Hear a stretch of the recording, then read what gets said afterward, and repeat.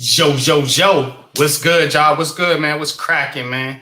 You already know, man. We back, man. Again, heart of the city, man. Got a lot to get into tonight, man. Definitely want to talk about these Jets and Aaron Rodgers, drama queen. Now apparently he's hurt. We want to get into the Knicks, man. Apparently the Knicks are still chasing the LeBron James dream. We're going to get into the Nets, man. The Nets just don't like draft picks, man. Looks like they want to give them all up again. We're going to get into the Giants, man. OTAs, you know what I'm saying? Giants finally got all their draft picks signed. And, of course, we're going to get into the baseball. Yankees right now 4-4. Mets are losing. But what's new? But that being said, like I like to always do, I want to take a shout out, man. See how my co-hosts are doing today. We got a extra co-host, my man Next Shift Randy. You know what I'm saying? So appreciate you for coming through. You know what I'm saying? So we'll start with you, man. What's good with you? How you doing, Randy? I'm doing good, man. I really appreciate you letting me be on. I was talking to Jeff earlier, and he said hit him up. He's a friendly guy. Don't let his demeanor scare you. He's got a bark, but don't worry about that bite. So, I did. And I'm glad you let me on with the guys. I wanted to hang out with you guys. So I'm excited to be on. No doubt, man. We glad to have you, man. We glad to have you for sure, man. Jeff, man, what's good with you, man? How you doing, man, over there? I'm doing good, guys. How is everybody doing? Once again, F the Lakers. Goodbye, LeBron. Have a nice time going home. I hope everybody's enjoying their week and getting ready to talk some more heart of the city around the city. Double rotunda right there. For sure, man. But my main man, Mr. Coach Ed Gladney, man. What's good, my brother, man? How you doing down there, man?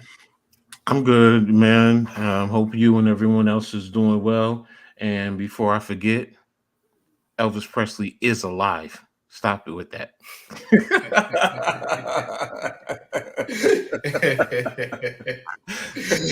Let's do it, man. I hear that shit, man. Shout out to the chat, man. You know what I'm saying, man? Always, man. My man Levance, man. What's good, man? I know you got something brewing in that kitchen of yours. You know what I'm saying, on the menu, man? bro. I need to meet Levance, and I just want to have a lunch with him, man. I just want to see what kind of concoction he can come up with, man. You know what I'm saying, man? Because it's really interesting, man. You know what I'm saying?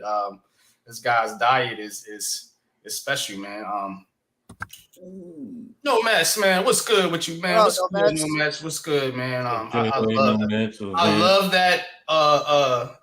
I love his icon, his avatar, but I don't like it at the same time because it reminds me how bad Feliciano was. Oh, that was Feliciano? Oh, that was Jalapeno. Yeah. I think that was Feliciano. Yeah, 76. That was Feliciano. Y'all getting picked up off the ground.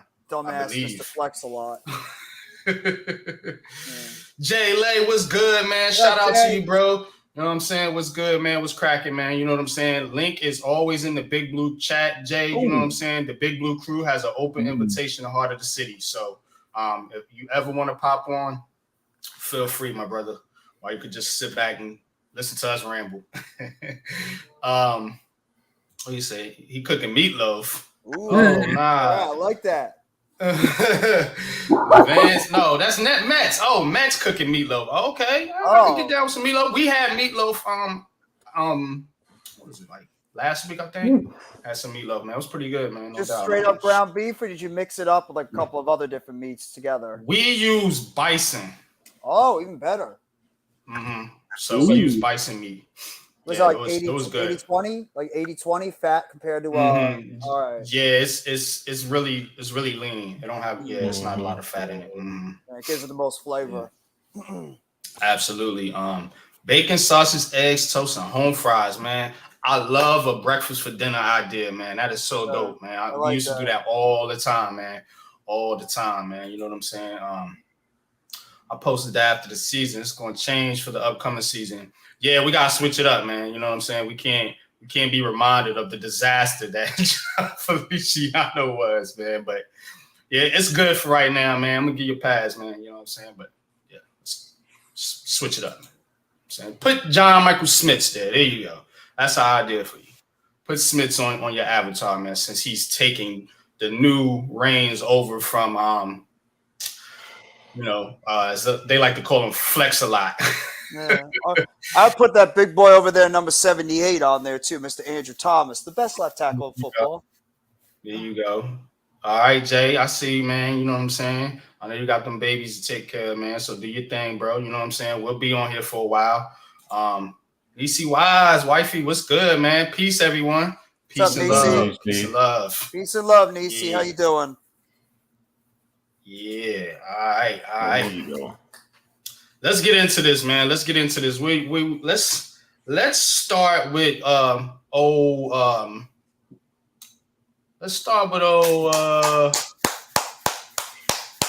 New York Knicks. I think I want to start here. I want to get some of the basketball out of the way a little bit because we're gonna be watching basketball. I'm watching the game. I got the game on right now. Miami is winning, thankfully. So let's go Heat. You know what I'm saying? For this one last playoff run right here. You know, I'm rooting for the Heat. I'm rooting for Jimmy Buckets to get it done, man. You know what I'm saying? And take out those evil Boston Celtics because I can't stand them. You know what I'm saying? But F them. So speaking of basketball, this is heart of the city, but everything we do always ties into New York. You know, as most things do. LeBron James got it's not happening. Not happening. Not happening. It's not happening. That's a quick It's not happening. It's not happening. It's not happening. Let me finish. Go ahead. What Get it out. Get it out there. Get it out. Go ahead. Get it out, man. Get it out. Get out the bull. BS. Go ahead. He's like LeBron. No. So LeBron James and the Lakers got swept last night. You know, LeBron had a decent game. You know, had 40 points or whatever, man. But yeah, they got bumped. They got bumped, man. And shout out to the Denver Nuggets first and foremost. I always want to congratulate the victors, man. First time the Nuggets were in the finals. I can't believe that, man. The Nuggets had some damn good teams. They had Allen Iverson and Carmelo Anthony at one time. Mm-hmm. You know, remember back in the day, man, when they had the Mutombo teams, man. So I'm shocked that this was their first finals appearance. But shout out to Denver. Shout out to Joker. Shout out to Jamal Murray and the coach Mike Malone, man. Those guys deserve it, man. They put the hard work in, man. It finally paid off for them, man. But LeBron James, everything is wrong in Laker land right now. Laker fans, where you at, Taj? You know what I'm saying? I don't pray, but I'm gonna pray for you. That shit about to hit the fan. It's about to get ugly, man. I'm sitting back and watching in my chair. What's up, Wells? Hey, Wells. Shout out to no pity. What's good, Wells? What's good, man? Appreciate you, man. You know what I'm saying? Wells, man, check out Leather to the Face on G Nation's channel. Wells does a fantastic job calling the UFC and the boxing matches, man. So y'all definitely go check that out, man. Him and Lou, big bro Lou, does it, man.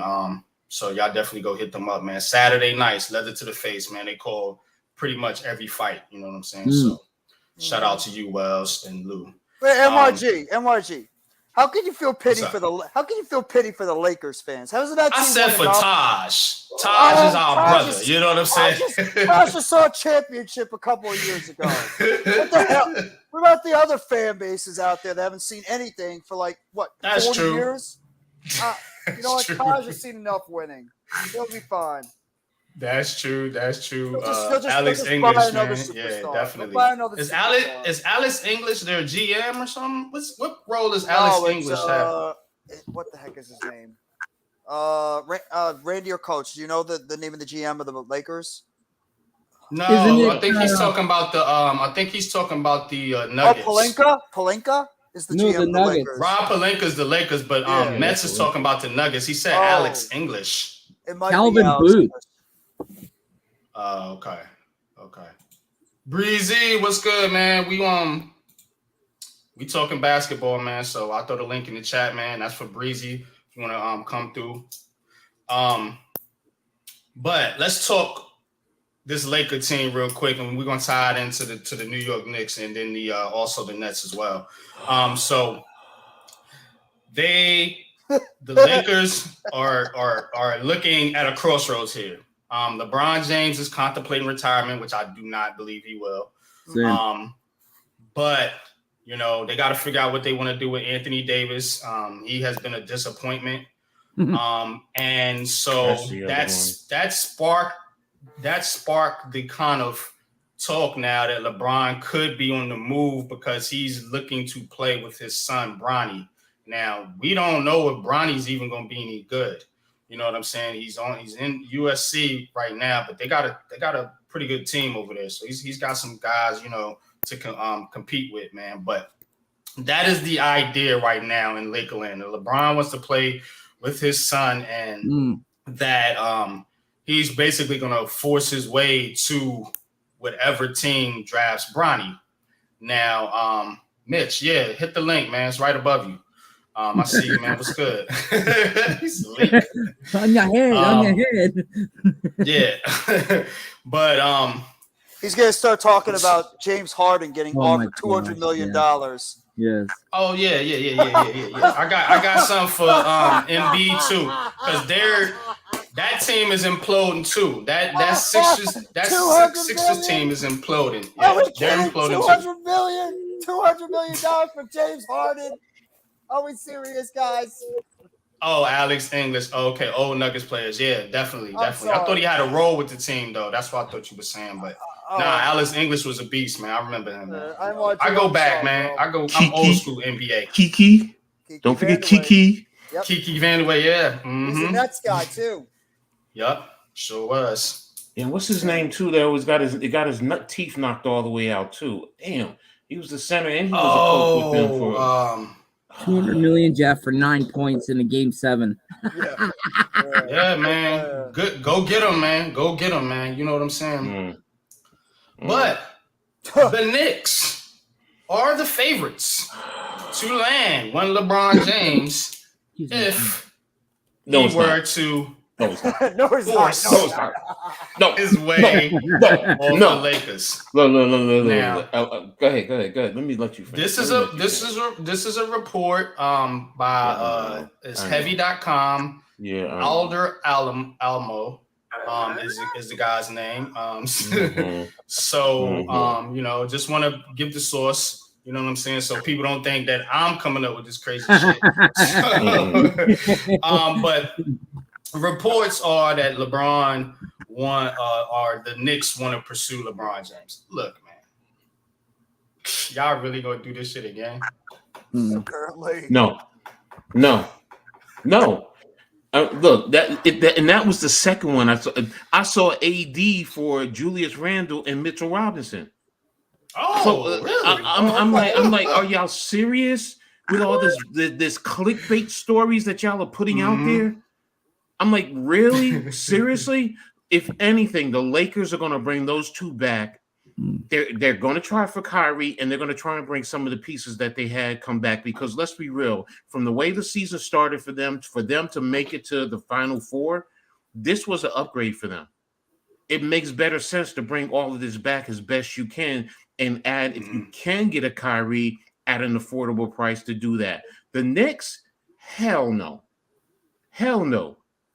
I will go jump in a vat of whatever liquor, vodka or whatever, and I will sit there and drink the whole damn thing until I die if they did something. And I love LeBron James. Let me preface that. Years ago, I would have loved it. Now, no. I want him to stay with the Lakers because that's where he belongs. That's where he belongs. He does not belong on the Knicks. It's not going to do anything to help the Knicks get better. It's not. And let's be real. He would not be able to play with Tibbs. Tibbs would have to be fired. So no. I would never sign off on that. Never, ever. Vanderbilt gotta go. You could come on the panel, Mitch, man. I put the link in the chat. Yeah, I'll put it out there again. But yeah, I definitely laugh at some of this Knicks stuff. The other one is that's why I want Mitch to come up here, is the Joel Embiid rumors. So apparently he's not he's not happy, I guess, because his buddy James Harden is trying to get his way up out of Philly. Really? Yeah, he's great. He's looking to be on the move, possibly.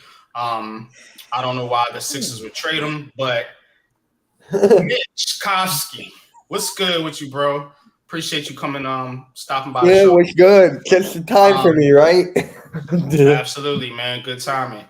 So, all these rumors, surrounding the Lakers, surrounding the Sixers, two of the most disappointing teams this season, as far as making it to the finals and what their expectations were, to be in the finals to play for a championship. What's going on with with the Sixers? I know this is hard of the city, man, but y'all bear with me, man. We talking basketball, man. There's a lot of rumors around the Nets trading for this player and the Knicks trading for that player, and all these players supposed to be on the move. I got the Trae Young rumors floating around with the Nets. So I mean, yeah. What's going on with the Sixers, though, Mitch, man? Real quickly, man, if you don't mind, man. God. Well, first off, with the James Harden thing, like, he opted out, right? He opted out. For other teams to go grab him, it's 4 years, $200 million. But if the Sixers go out and grab him, it's 4 years, $201 million. So I'm sitting here thinking, I actually made a video about this today, and I'm just like, Morey's going to do that. Morey might actually pull the plug on this. And I'm just sitting here. I'm like, typical. And we got the Tobias Harris contract, trying to get that moved. We have pieces that need to go. And the coaching, we interviewed Frank Vogel today. So that's probably going to be our backup. I want either Nick Nurse, Boonholzer, Monty Williams is my number one. So those are the guys. Monty's a good coach. Ex-Nick, by the way. Monty Williams. I remember old Monty when he played. Yeah, he was actually the assistant coach for us years ago. Quick score update: Miami 29, Boston 20. So, just want to keep the score updated with y'all. But go ahead, man. Keep going, Mitch. That's basically it. That's basically it, man. So, is it any chance y'all trade Joel Embiid, man? I'm just gonna cut to the chase. What's the percentage? Give me a percentage from 0 to 100. 100. Yeah. Well, you don't know what you're going to get out of Daryl Morey. You don't. It's just like with Howie Roseman. We were talking about that on MK Headlines today. It's just like we don't know what move he's going to make. So that's the same thing with Daryl Morey. It's like if you trade Embiid, that means you're going through the rebuild, blowing everything up. And rumor is to the Knicks. That's one of the rumors. Honestly, right. I don't want Knicks. I'm going to tell you who I want. If it happens, Miami. Give me Tyler Hero. Give me Max Strus. Give me Bam Adebayo. And a couple You're not get it. You won't get it. I know, but you got to ask high. You're right. And then if I went to the Knicks, obviously I want Jalen Brunson. Of course, I will want that. And obviously that's a no-go. So it's just like, okay, so here's another thing I heard. It was R.J. Barrett, Julius Randle, and I think it was Grimes, and like 3 picks. No. Yeah. No. That was I don't want it. That's what I've been hearing lately. No. So I think Grimes. There's also rumors that the Knicks could be moving on from Obi Toppin. Yeah, I know. I've been saying. How long have I been saying that? That'd be a shame. That'd be a shame I'll if they keep do that. talking. I'll give you Tobias Harris. That's crazy. That's crazy, man. We'll give you Dorian Finney-Smith. Absolutely. We'll give you Tobias. Absolutely. We'll give you Ben Simmons. that might be a stretch there. I mean, nah. Nice try there, NYG. Nice try. I'll give you points for that one. At least If you were to get Obi for Ben Simmons, you're going to be throwing in a plethora of first round draft picks. We have to bomb our entire draft because because it's going to first and foremost it's the salaries. Yeah, that's the first thing. So I mean, it'll keep him in New York, which I get it. So, but nah, Obi is probably going to go somewhere else, maybe in the Midwest to the West somewhere. So, or he's going to be included in some type of trade package. Well, the Cat Towns rumors are still out there. So is Zach LaVine. Those are a couple other names I heard that could be on the move. Zach LaVine for who? That's the first thing I want to know. I want to for who? RJ Barrett. Did you do it? RJ Barrett is going to be the RJ Barrett is the here. Let me because I'm looking at an article right now. RJ and who? Just tell me right now. RJ and who? Probably going to be Toppin if they want to get rid of him. Okay, if you do that with a first round or 2 first round draft picks, it's a done deal. It is. Okay. No, I agree with Coach. That'd be a good deal for the Knicks. Yeah, that because you're giving them RJ, you're getting better scoring, you're getting much better scoring. Come on, that would open up the offense. Then Julius would be beneficial in that move. Yeah, Julius Randle would be beneficial in a move with a lineup like that. Wow, and you're not Jimmy Buckets is on a mission. You're right, LeVance, man. Yes. But that I do like what you're saying with Zach LaVine because you gotta balance out your squad. It's just like the Nets. We got too many wings. You know what I'm saying? We got chicken wings all over the place. And man. don't forget, LaVine has played under Tibbs, so he knows. He knows Tibbs, and he doesn't have an issue. Tibbs helped elevate his game. So now you're talking, and that would be smart basketball. And you're not giving up some key pieces off the bench, i.e. Quickly. I mean, and Quickly and Grimes. So here's the thing, though. If you're trading Obi Toppin and you're trading RJ Barrett, what are you doing with Julius Randle? In that move, I'm keeping him. If you're bringing in Zach LaVine, now you give me because I know how you feel about Julius, man. No, he'd be the third guy on that offense. And that's my point. He's the third option, and he's still a good scorer. I'm not taking anything away from there. Now you're giving me 3 possible 20-point a game scores right there. That's 3 20-point a game. And you know what? Let's they can facilitate. He can facilitate a little bit, so he takes some of the pressure off of Brunson. Even with Julius on occasion, now, like you just said, it balances out the offense. Yeah. And LaVine can still play a little bit of deep. Now, the question will always be his injury history. Yes. That's the biggest issue with LaVine. But if you're telling me I'm going to give up Obi, RJ, and a couple of first-round draft picks for LaVine, why wouldn't I want to do that? It seems like everybody that go to Chicago get injured. Yeah. Derrick Rose, Joakim Noah, LaVine, Lonzo Ball. Butler wasn't hurt that much in Chicago, was he?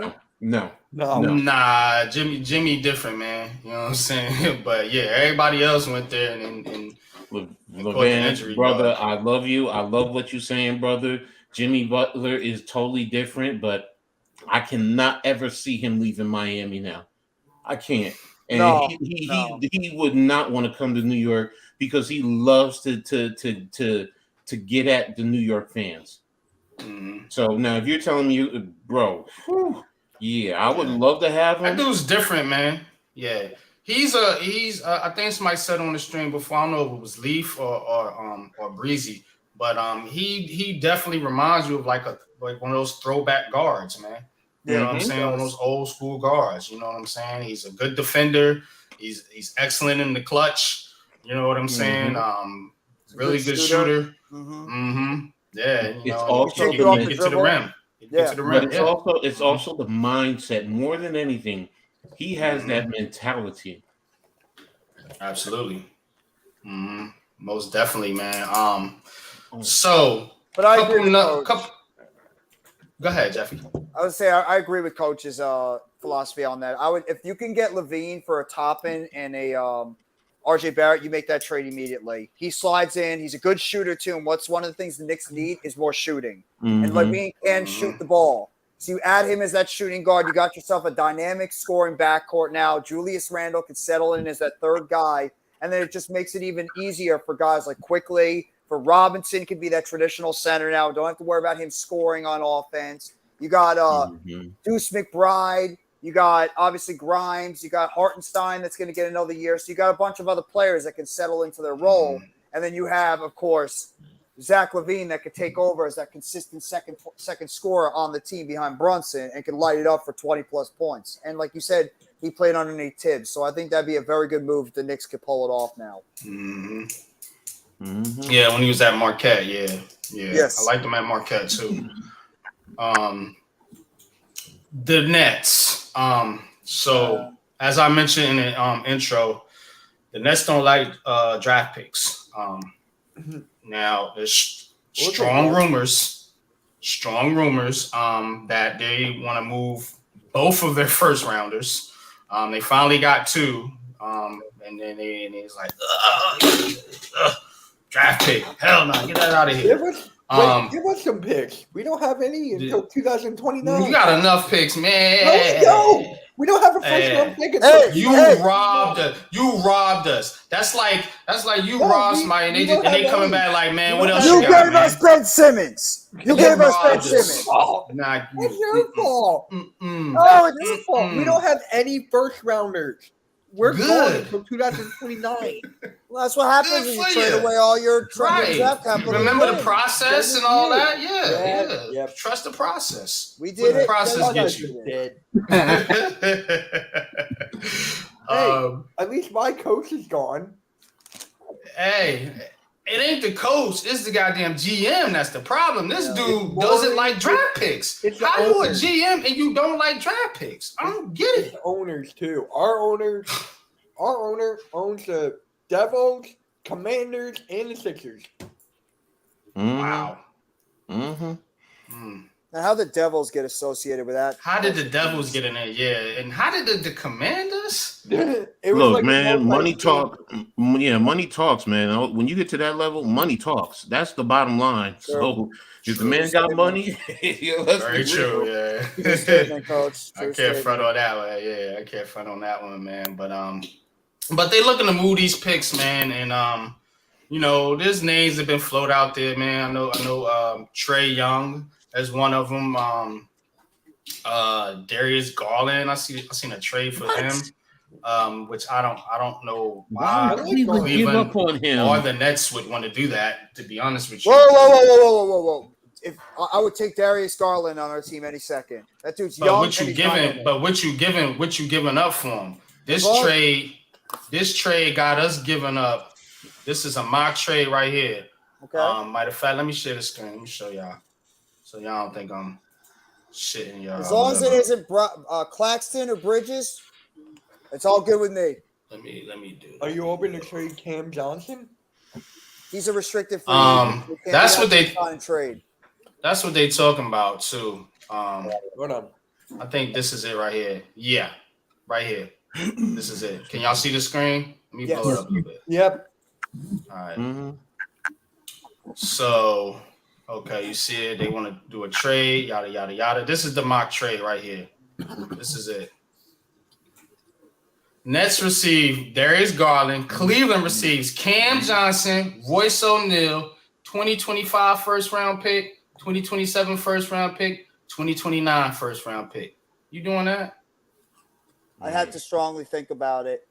Honestly, Garland's a good young point guard, and we need a dynamic point guard on the outside. Plus, you still have Claxton, you still have Bridges, so you still have two other guys on this team that you can continue to build around. I just don't love giving up first-round picks, but the one thing this team needs is they need a dynamic point guard that can control this offense, and you can get somebody like Garland. Dinwiddie ain't getting it done. I agree. No, Dinwiddie is either an off guard or a bench player.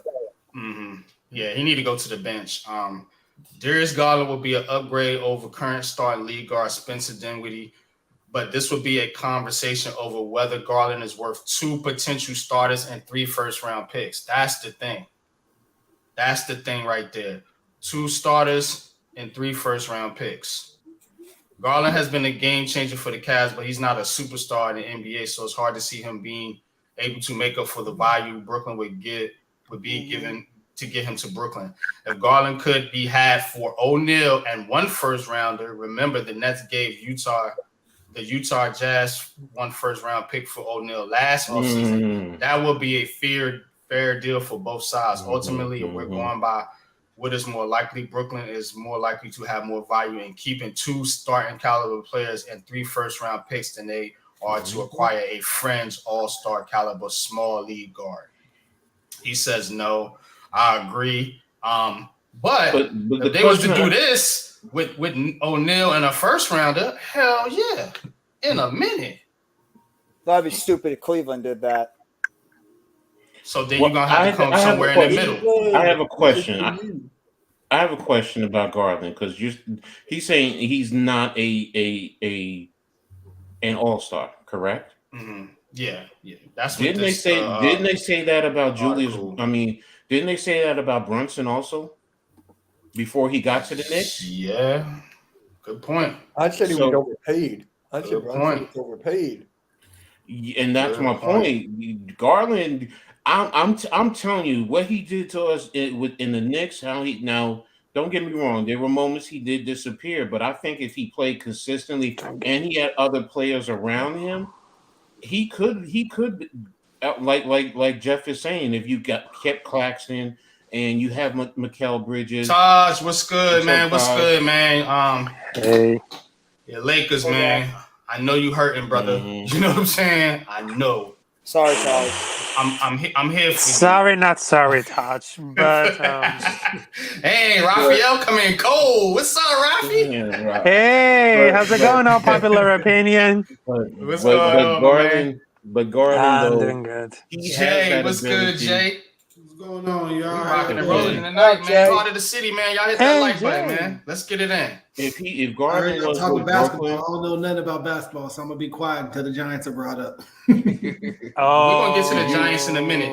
If you brought Garland in here and you put him with those 3 that you were just talking about, I can see him developing and kind of in the same way Jalen Brunson did, because he has the skills, man. He really does have the skills, and he has the ability to take over and dominate games.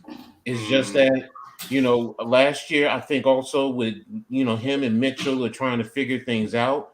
But if you made that type of a trade and you really put the emphasis and built around him, why not? He could grow into, because that's the thing. Everyone puts these tags on, oh, he's not this, he's not that. But do you look at the skill set? Do you really look at skill set? People talk all off of numbers. That's why I'm not big on analytics. Mm-hmm. I use them as a guide, but for that to be the end all be all, when I look at Garland, the kid can ball his ass off. Wow. Mm-hmm. He's only 23. I do got one question about basketball. So can we now finally stop with this? Is everybody still saying LeBron's the best basketball player ever? He got swept. It's over. It's been over for me, Jay. Yeah, I mean, but it's really over now. Sorry, Taj. I'm sorry, LeBron fans, man. But man. Brother, he ain't no GOAT. What I did, I just wanted to say to everybody, Kobe was my Michael Jordan. When I started watching basketball, Kobe and Shaq was the man. You know what I'm saying? I was a Lakers fan, but once Kobe retired, I really stopped watching basketball. And then, I just liked him as the player. You know what I'm saying? But See, the thing Yeah, I everybody ask, talking about LeBron's the best. I mean, I think he's the most athletic, Yeah. but I don't know about the best well, the baller. question I have is what is the criteria for the best That's being the true. best player? Because everyone talks about championships, and I always come back to the same thing. Well, why is nobody talking about Bill Russell? Why does Exactly. nobody talk about Bill Russell? This man got 11. Because 11. The Because they ain't see him play. That's why. the argument that I've heard with that, and I don't even know how valid this is, but that I heard people say like, "Oh, well, he was in the paint when there was no three in the key, so he would just stand there, be taller than everybody, catch the ball and lay it in." But he also went up against a lot of players. Now look at Will Chamberlain alone. Yeah, no, yeah, yeah. That's just the only thing that I've ever heard. Like the only by generation, yeah, that's what it is, Mets. Generation, you know what I'm saying? The people in my era didn't watch Bill Russell play. We watched Michael Jordan. The people in this era didn't watch Michael Jordan play. They watched LeBron James. And the people coming up now ain't gonna be watching LeBron James. They're gonna be watching somebody else. But I feel like our generation, big star is. I feel like MIG. I feel like our generation, you know what I'm saying, at least have respect for, you know what I'm saying, the ones before. Like we would still talk about how, you know, John Stockton was, you know, the one of the best point guards ever, but Jordan kept him. That's respectful. See, Taj. This is why I respect Taj, because he's a knowledgeable fan. He's not just going off his emotions. You know what I'm saying? He knows that if you a basketball fan, you gotta watch previous players, man, before you start talking all this this GOAT stuff. You know what I'm saying? Now, what Coach is saying, if it's based off championships, yeah, you got to give it to Bill Russell. But to me, it's not based off championships. Thank you. Championships is a big part of it, but it's also, you know what I'm saying, your dominance on the league and your impact on the league. I'm not saying Bill Russell didn't have that impact either, man, but it was a guy named Wilt Chamberlain in his era that had a little bit to do with that. You know what I'm saying? So that's why I wouldn't put Bill as a GOAT. But he's definitely, you know, in the top 10 all-time players. And the reason why I have Michael Jordan above, and I'm a Kobe fan. I never seen Mike play not like live. Yeah. But Michael Jordan held countless Hall of Famers from not having a ring. Yeah. Who is LeBron stopped from getting a ring? But it goes back to what I just said about now you're talking about the championships and you're talking about the rings. No, I'm not saying his amount, but I'm saying Michael Jordan's dominance kept Patrick Ewing from having a ring. But that's my point. That's my point. That's where your hate comes from. Nick fans. Okay. Oh, thank God. No, I'm a Knicks fan too, and I don't like but the thing is with Jay. Go ahead, Rafi. You trying to say something? Let Raphael get in there. Yes, I'm just trying to say something. Yeah. Because look, at my times that I was doing journalism before I got to my degree, also I had the opportunity to meet to interview some like local basketball players who play for my country, Venezuela, and I had the opportunity to interview Kobe Bryant's cousin, which is John Cotts, because he represents of the Venezuela selection coach. And I just had it at the time to interview John Cotts, which is the cousin of Kobe Bryant, and to say, what do you do to motivate about Kobe Bryant being one of the greatest who achieved in a generation? And John Cotts to say, even he's my cousin, he's a freaking legend. He's one of the greatest players in our generation.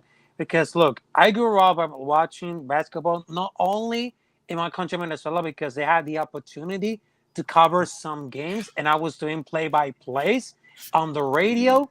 But also, I grew up watching the NBA when it comes to the 90s with my dad watching the Chicago Bulls, with the Michael Jordan, also for Kobe Bryant with the Lakers, Shaquille O'Neal, also for Boston Celtics, Miami Heat. Even I just watched and I was shocked between Miami Heat versus San Antonio Spurs, and even against Oklahoma City Thunder when it comes to Kevin Durant and Russell Westbrook. I mean, I grew up watching baseball, basketball, wrestling, and of course soccer, boxing. I mean, I have a great knowledge about basketball, but If you think that LeBron James is better than Michael Jordan, then you might think it again, because there's nothing can stop about Michael Jordan, Kobe Bryant, Will Chamberlain, and of course all these greatest basketball players who defined the whole generation, not only between the 50s, also the 60s, the 70s, the 80s, the 90s. We can never forget about Larry Bird for Boston Celtics. Kenny True Ainge, that. Kevin McHale. Exactly. We can acknowledge it about all these greatest players like Get Robert Parrish too. Shit, the bad boy Pistons. Jordan couldn't get past the Pistons for the longest. Pistons. Also, Tim Duncan, the San Antonio Spoon. Ginobili. But that goes into what Jay, when you were talking about his dominance. When I go back to Bill Russell did the same thing back then. He stopped guys who could have won championships. Remember, he won 11. That's a lot. And he was dominant for like 9 years in a row or some stuff like that. Yeah, he was dominant for 9 in a row. That's like the Celtics crazy. won 9 in a row. You think about that, and that's Wilt Chamberlain, who everyone says is one of the greatest athletes, because he definitely was a great athlete. He did track and field. Exactly. I mean, there's so much that he did in volleyball, I think too. And you think about that, the Celtics stopped a lot of teams. The Knicks had some decent teams back then. The Lakers. I mean, the Lakers go back to the what's his name, George Mikan. I mean, and they stopped him. When he was in Minnesota. Hello, Tudo. Hey, Tudo. So that's why I asked that question about what's the criteria, because like you said, Jay, it's his dominance. Well, then if we're not talking about championship, you're talking about dominance. The Celtics dominated that era. Yeah. So exactly. That was way before my time. Like I don't even think I've ever seen like a clip. Oh no, I've seen clips. I've just never seen them play. That was the 50s and the early 60s, and I was born late 60s, and it's like when you study the game, and to me, what's the problem with Kobe though? Kobe's not in this convo. Kobe was an MJ clone. Kobe couldn't win solo. He needed Shaq and Gasol. Well, no miss. Then if you're gonna take that argument, like whoever just said it, Jordan couldn't get past the bad boy Pippins. Look what he ended up with. They ended up going after Scottie Pippen and Rodman and Grant and all those guys, and he made the trade with the Knicks to get Cartwright. So. Every top player does need someone else. Kobe was a good player. It's two ends of the court, my man. You know what I'm saying? And a lot of these players we talking about weren't just good scorers; they were also very, very good defenders. Yes, Kobe Bryant was all NBA defense. You know what I'm saying? So was Jordan. You know what I'm saying? So was LeBron. Hey. So is Pippen, right? So we can't just call him a good scorer. And if whoever wants to put Kobe in their GOAT conversation, they can very well do that. The guy has 5 rings to back it up. Yeah, he had Shaq, but I mean, Paul Gasol wasn't Paul Gasol until he got Kobe. I remember that. You know what I mean? Because unpopular opinion, we can never forget about the impact of some international players who had this amazing groundbreaking at the NBA from Germany. They had Dirk Nowitzki. They had the brothers Mark and Paul Gasol from Spain. Also, they got from Argentina Manu Ginobili, from Brazil Barbosa, greatest six men of all time. Yep, and also from my country Venezuela, because I had the opportunity to interview Carl Herrera, which is from the 90s Houston Rockets, who won 2 rings at 94 and the 95 season. And I was the opportunity to meet not only Carl Herrera, but also from Gravy Vasquez. Remember the guy from the Memphis Grizzlies, also the first season. He was at the University of Maryland, and he was one of the first Venezuelan persons who been drafted on the NBA.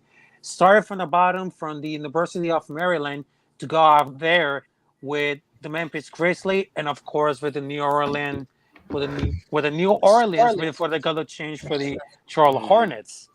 And yes, there's a lot of representation all around the world. Also, there is like an Australian person that I cannot forget about that name, but I don't want to mention the name. The Andrew Australian. Bogut. Not Andrew Bogut. Are you talking about Andrew Bogut? You could definitely. Also, there is another one MJ. who can MJ, yeah. Yeah.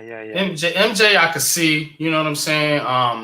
But MJ was one of the greats to me because he was. It's like calling your shot. Like he would, like there was this clip I just seen.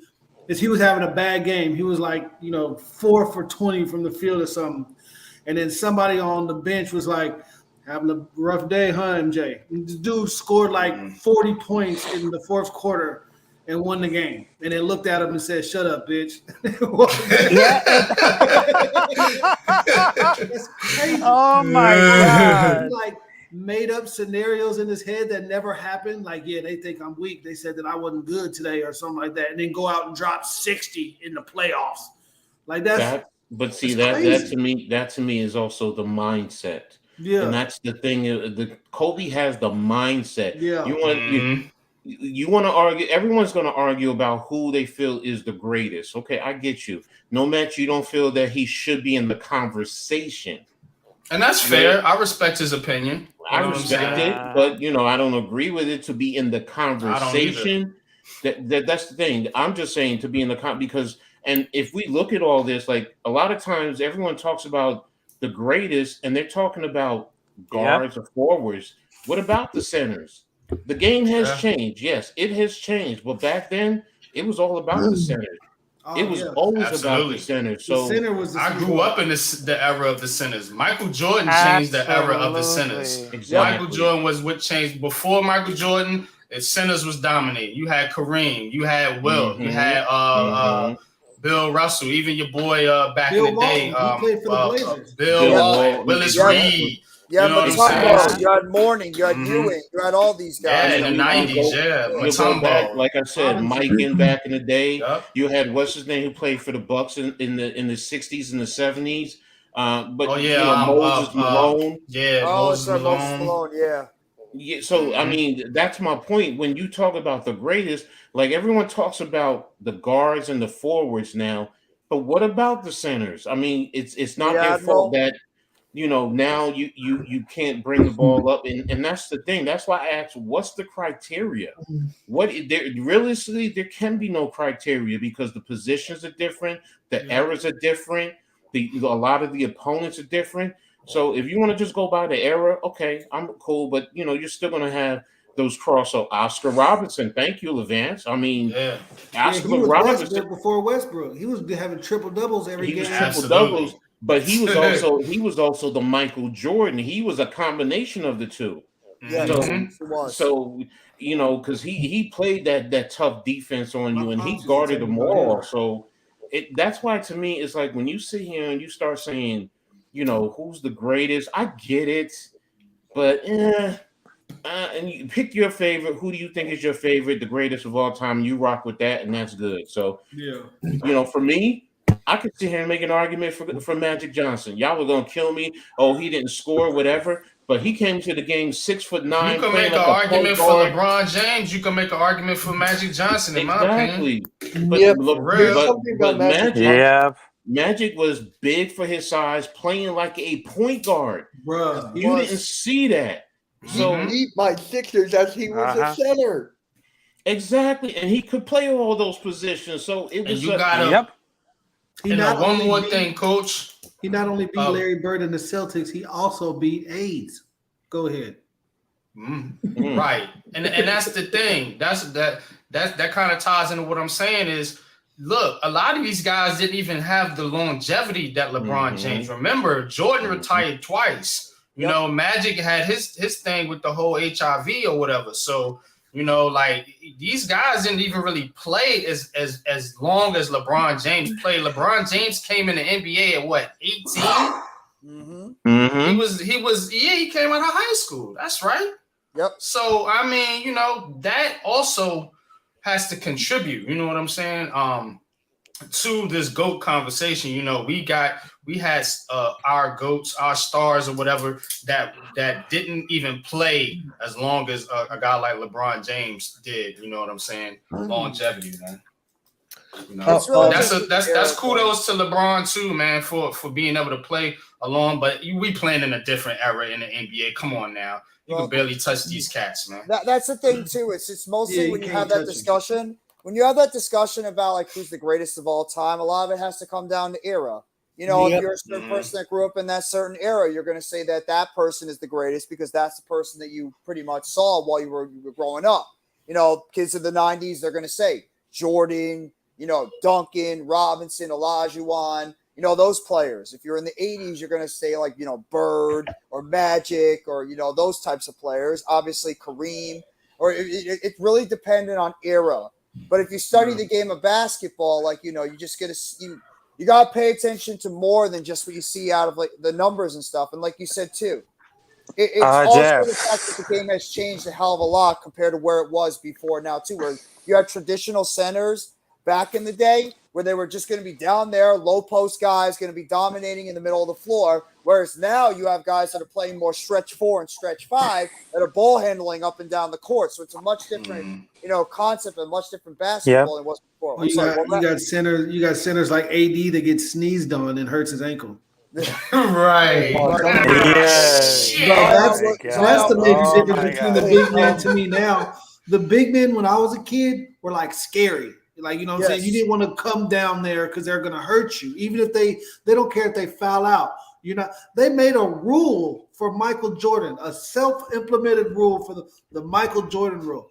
He comes in here, you take his head off. Now, you can't do that, which goes to your point, NYG, that would LeBron even be able to make it in the 80s when they could just make the LeBron rule? And every time you come down here, we're taking your legs out or we're clotheslining you or elbowing you in the stomach as you go up. Ain't nobody just going to let you bang on them and throw alley-oops.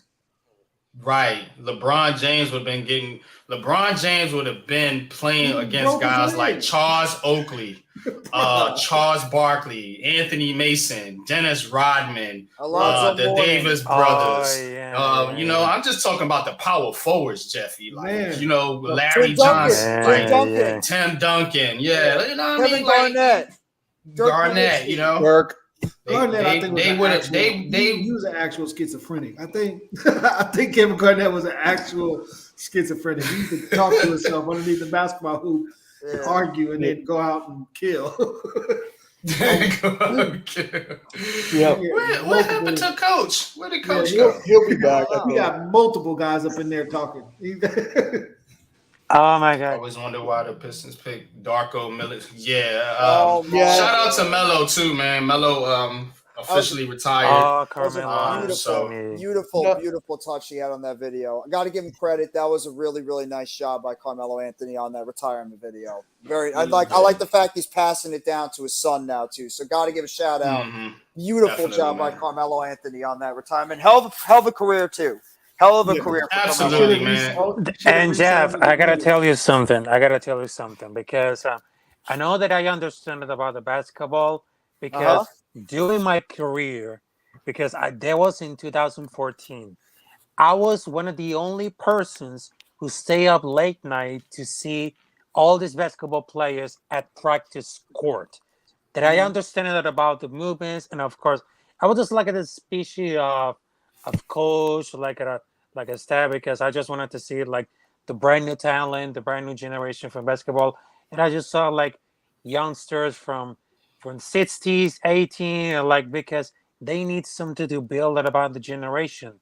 And of course, when it's wake up in the morning, I just grab my coffee and I just run away to the dome, which is a special arena in my city of Barquisimeto, and I just interview for the players after the practice squad because I had to wait to see how the matches is gone for the practice squad, and of course during that game I had to analyze, and of course I had to see the stats, the numbers, and of course the improvements about the game because I understood because I've been there for many years. And I've been doing a lot of reports on television, on radio about the basketball play. Even I had like a short documentary about a basketball player called Jose Martinez, which is like the shark, not the Gerardo Parra, which is the basketball shark. And I had the opportunity because that was one of those short documentaries that I was graduated as a journalist, and that worked. That worked because I understood it about the essence of basketball. You had to breathe it. You had to smell it. You had to see the good things about the basketball, not only in the practice when it comes to the morning or at night, but also you can feel it at the game because you need to understand about the stats, the numbers, and of course, and I've been practicing it about the play-by-play, but when it comes to the game, when it comes in person, sometimes I try to redact, to write, and of course, I practice it about the play-by-play, just like Klay Thompson to the guard. Klay Thompson now goes to the Stephen Curry. Now goes to the Carrera. Here's Legend. Go to the triple trap. Oh, there you go. That's what I made it. El Capitan!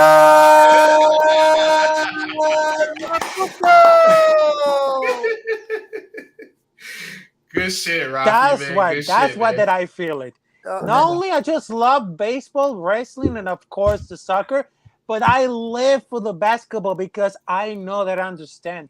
And I had the opportunity to see Andrew Emmett on 2019, also Lisa Leslie, and I got to show this with the guys because there was one time that I was an All-Star game in 2019 in Charlotte, and I was there at the opportunity to see Shaquille O'Neal, Charles Barkley, and of course Kenny and Ernie. And when the people see me dancing on the television, yeah, I'm not kidding, folks. I'm not kidding because that was in 2019. That was in 2019. And when the camera group they say focusing on me dancing and say, "Hey, you with the dancing guy, we're going live in 5 seconds." I was like, "Holy snap! How did I do this?" Like, keep dancing because right now the audience is fucking us on you. And earlier they say somebody call security, and then Shaquille O'Neal, Charles Barkley, and of course Kenny Smith. They're enjoying me dancing on television during NBA on TNT during the All-Star game in Charlotte, North Carolina. That was on. You gotta get us some video of that, man. You know what I'm saying? But we're gonna take a quick little my man Levance asked for the commercial, so I'm gonna play the commercial. Okay. Sorry. And because I was gonna play it anyway, I try to play it at the 1 hour mark. We're coming up on that. Then we're gonna transition into some football convo. But I'm gonna let you get out what you need to get out, Jeffy, before I do that. But no, I was gonna say real quickly. You know what Raphael's gonna be doing a lot when we get to September. Jimmy G. Oh, football! Opposite team. Yeah, I need to practice all of this. Yeah, I need to practice. Yes. Let's play this commercial real quick, and then we're gonna jump into some football convo. Shadow Worlds Radio, a radio media outlet. The Read and Attack Show, Coach Ed's Amazing World of Sports. Go Travels, the go-to for all your sporting events. Wise Consulting Solutions, the wise choice for a better future. The Big Blue Crew, the best damn sports network on YouTube. All right. Hey. Shout out to Miss Wise for that. Thank you, Miss Wise. I think I see my little ugly mug in there somewhere. Yeah, you in there, man. You already know what it is, man. Ugly mug too. All right. Yeah, we in there. Where the hell everybody go? Everybody dipped out on us, man. But we're gonna keep the show rolling. Yeah, we're gonna keep it rocking. Hopefully these cats they'll pop back in, man. But check it out. OTAs, man. So we got the Giants, Jets, both on no problem, Levance, always, man. You already know. But OTAs, man. So, Jalen Hyatt out there, the Giants got all 7 draft picks signed. They're Daniel Jones and the fellas out there looking good. Of course, it's light practices. You can't take a whole lot from it. But what you can take from it, man, is some of these guys coming back off of injuries, like Colin Johnson. He was out there. And then you had, Darren Waller and the DJ connection. Yeah, they getting it going already, man. But I think who was the other guy coming back off of injuries? Was it Wandale? Colin Johnson? No, Wandale wasn't out there. Beavers. Yeah, I think Beavers was out there. So, Colin Johnson, I heard, was catching balls too. Yeah. Colin Johnson was out there doing his thing. Like Met said, Darren Waller, they already started to form a connection, man. I think he had a couple of touchdown passes from DJ in the red zone period. So looking at this team again, man, this is important, man, that, with the Giants, man, and I could actually see this and actually say this, with the Giants, it's always about chemistry. You know what I'm saying? It's always about chemistry because, look, it's not like we all never had or always had these dominant teams from year in to year out that just, walking the floor with the lead, you know what I'm saying, putting up 13, 14 wins. It's the gritty, hard-nosed Giants teams that everybody underestimates, that don't have a lot of superstars on the team, that everybody's just overlooking, with the quarterback that nobody likes. Because remember, the same thing with Eli. Nobody liked Eli, you know what I'm saying, until he started winning Super Bowls. So, look, I get the same vibe with this squad, man. I'm not saying we're going to the Super Bowl, but I get that same gritty, tough, not going to quit, going to be in every game, going to win a lot of games, and this is going to be a team, man, that nobody going to be wanting to play by the end of this season, man, and the disrespect is real, man. They got us 23rd on the power rankings. They got us at the 29th defense, and I think it was another ranking, so we had the 20th, 24th or 25th roster. You know what I'm saying? They had the commandos, left hand up. They had them cats over us in the roster rankings. So to me, I look at that, man, and I say, man, Dable, Kafka, Wink, hey, go out there, man, and handle your business, man. You know what I'm saying? And punch them in the mouth, man. Do your thing, man. But these OTAs is very important for establishing that chemistry, man. So definitely, man. What was your takeaway so far from the with the Giants, man, the OTAs, man? I heard Paris Campbell was out there making some plays too. That's good to see. Jeffy, y'all still there? Am I putting y'all to sleep, man? Let me cut the camera back on, man. I'm here. I was trying to rocking the crowd to sleep, man. Everybody jumped off the panel. I want to hear what Jay Lay's got to say. I was going to say something, but I don't be trying to, because I be trying to talk too much sometimes. Nah, man. Go ahead, man. Take the mic, Jay. But I think, like MIG said, that it's, building continuity is going to be great. I think Paris Campbell, I think he's going to be a standout.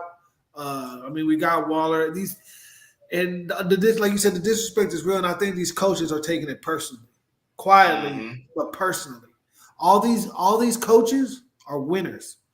All these coaches come from winning programs.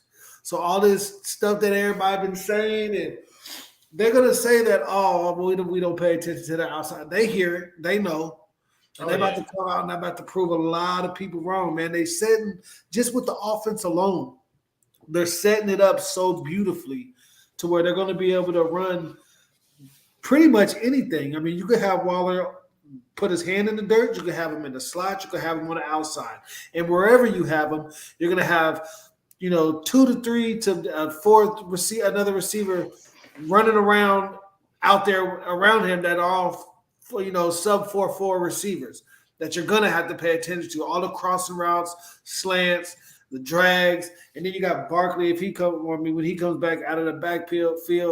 We got a lot of youth, a lot of depth. but we still got a lot to do, man. We just got to build that continuity, like NYG said, man. We got to get these guys in here, get them on the same page, and get them to know each other like the back of each other's hands, man. Because if we do that and we can keep these injuries down, man, we're gonna upset a lot of people's seasons, man. Well, I'm glad you said that, Jay-Lay, because the one thing that you said the most important, and honestly, I don't mean to be like that jerk off in here. I don't care who's making plays right now in OTAs. It's OTAs. Yeah. Nobody's strapping up the pads. Nobody's hitting each other. So whoever's looking good right now, I'm not going to go nuts about it and who sucks right now. Yeah, you're supposed to look good right now. Exactly. But it's more about the chemistry that's why with some of these players. Yeah. That's where I was going with it, NYG. It's more about two things. Developing chemistry, learning the playbook, and most importantly, the last thing that Jay-Lay said, keeping those injuries down. That's the one thing that can help this team out is we can try to find a way to avoid that injury bug, especially to our rookie class that pretty much decimated every single one of them last year. And you start seeing those connections from guys like Paris Campbell, from Darren Waller, Jamison Crowder, Jeff Smith, Jalen Hyatt, Darren Waller, like all those guys. They start developing that chemistry with DJ. And you see the kids on the defensive side, starting to learn the playbook of what Wake Martindale's trying to sell on defense. Like, Deontay Banks and Bobby McCain and Javarius Owens and Trey Hawkins, Bobby Okereke, Nacho, Ashawn Robinson, all those guys. And then the kids that are coming back from injury like a Darian Beavers. That's what you're looking forward to seeing more is guys, like you said, coming back from injury, developing chemistry that are new on this team, because the guys that have already been here for at least a year, they know the playbooks, they know what to expect. They should be already, good to go. It's about those new guys developing the chemistry, learning Wink, his defensive system, learning Kafka and Dabo's offensive system, and then just seeing those new guys develop that connection, especially in the passing game with Daniel Jones in this offense. That's the thing that you're looking forward to seeing the most. In terms of who's showing out, it's OTAs and minicamp. Let's see what happens when we get to preseason and we get to training camp. Then we'll really, see who's really standing out at that point. I didn't like the Adoree returning punt thing last year, but this is just a practice. They're not, there's no contact, so I ain't mad at it, man. They had Hyatt back there as well. That I don't mind. This team does need a spark in the return game, man, but I don't want to see them do this type of thing in the regular season. You got way too much depth at wide receiver and cornerback, man, to be putting your starting cornerback and your starting wide receiver back there returning punts. Way too many players you could put back there. Crowder, Jeff Smith, Brightwell did it last year. I put Hyatt back there. I don't put Hyatt back there either. I put Hyatt back there. He's a speed guy. You need to add an element of explosiveness in that offense. Why not put that other kid back there, for Wheaton, if you're going to do that, if you want speed?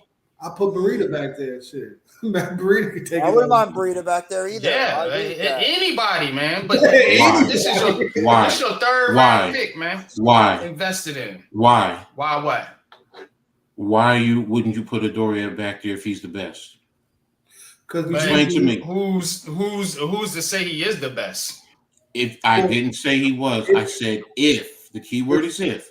If he is the best, why do you not want him back there as because he has a very important, way more important position to play other than returning kicks. So Deion Sanders didn't teach y'all anything? That was a while ago, though. I mean, Seahorn taught me more than what Deion Sanders taught me. Okay. Here's the thing. Jay-Lay, you know what I'm talking about.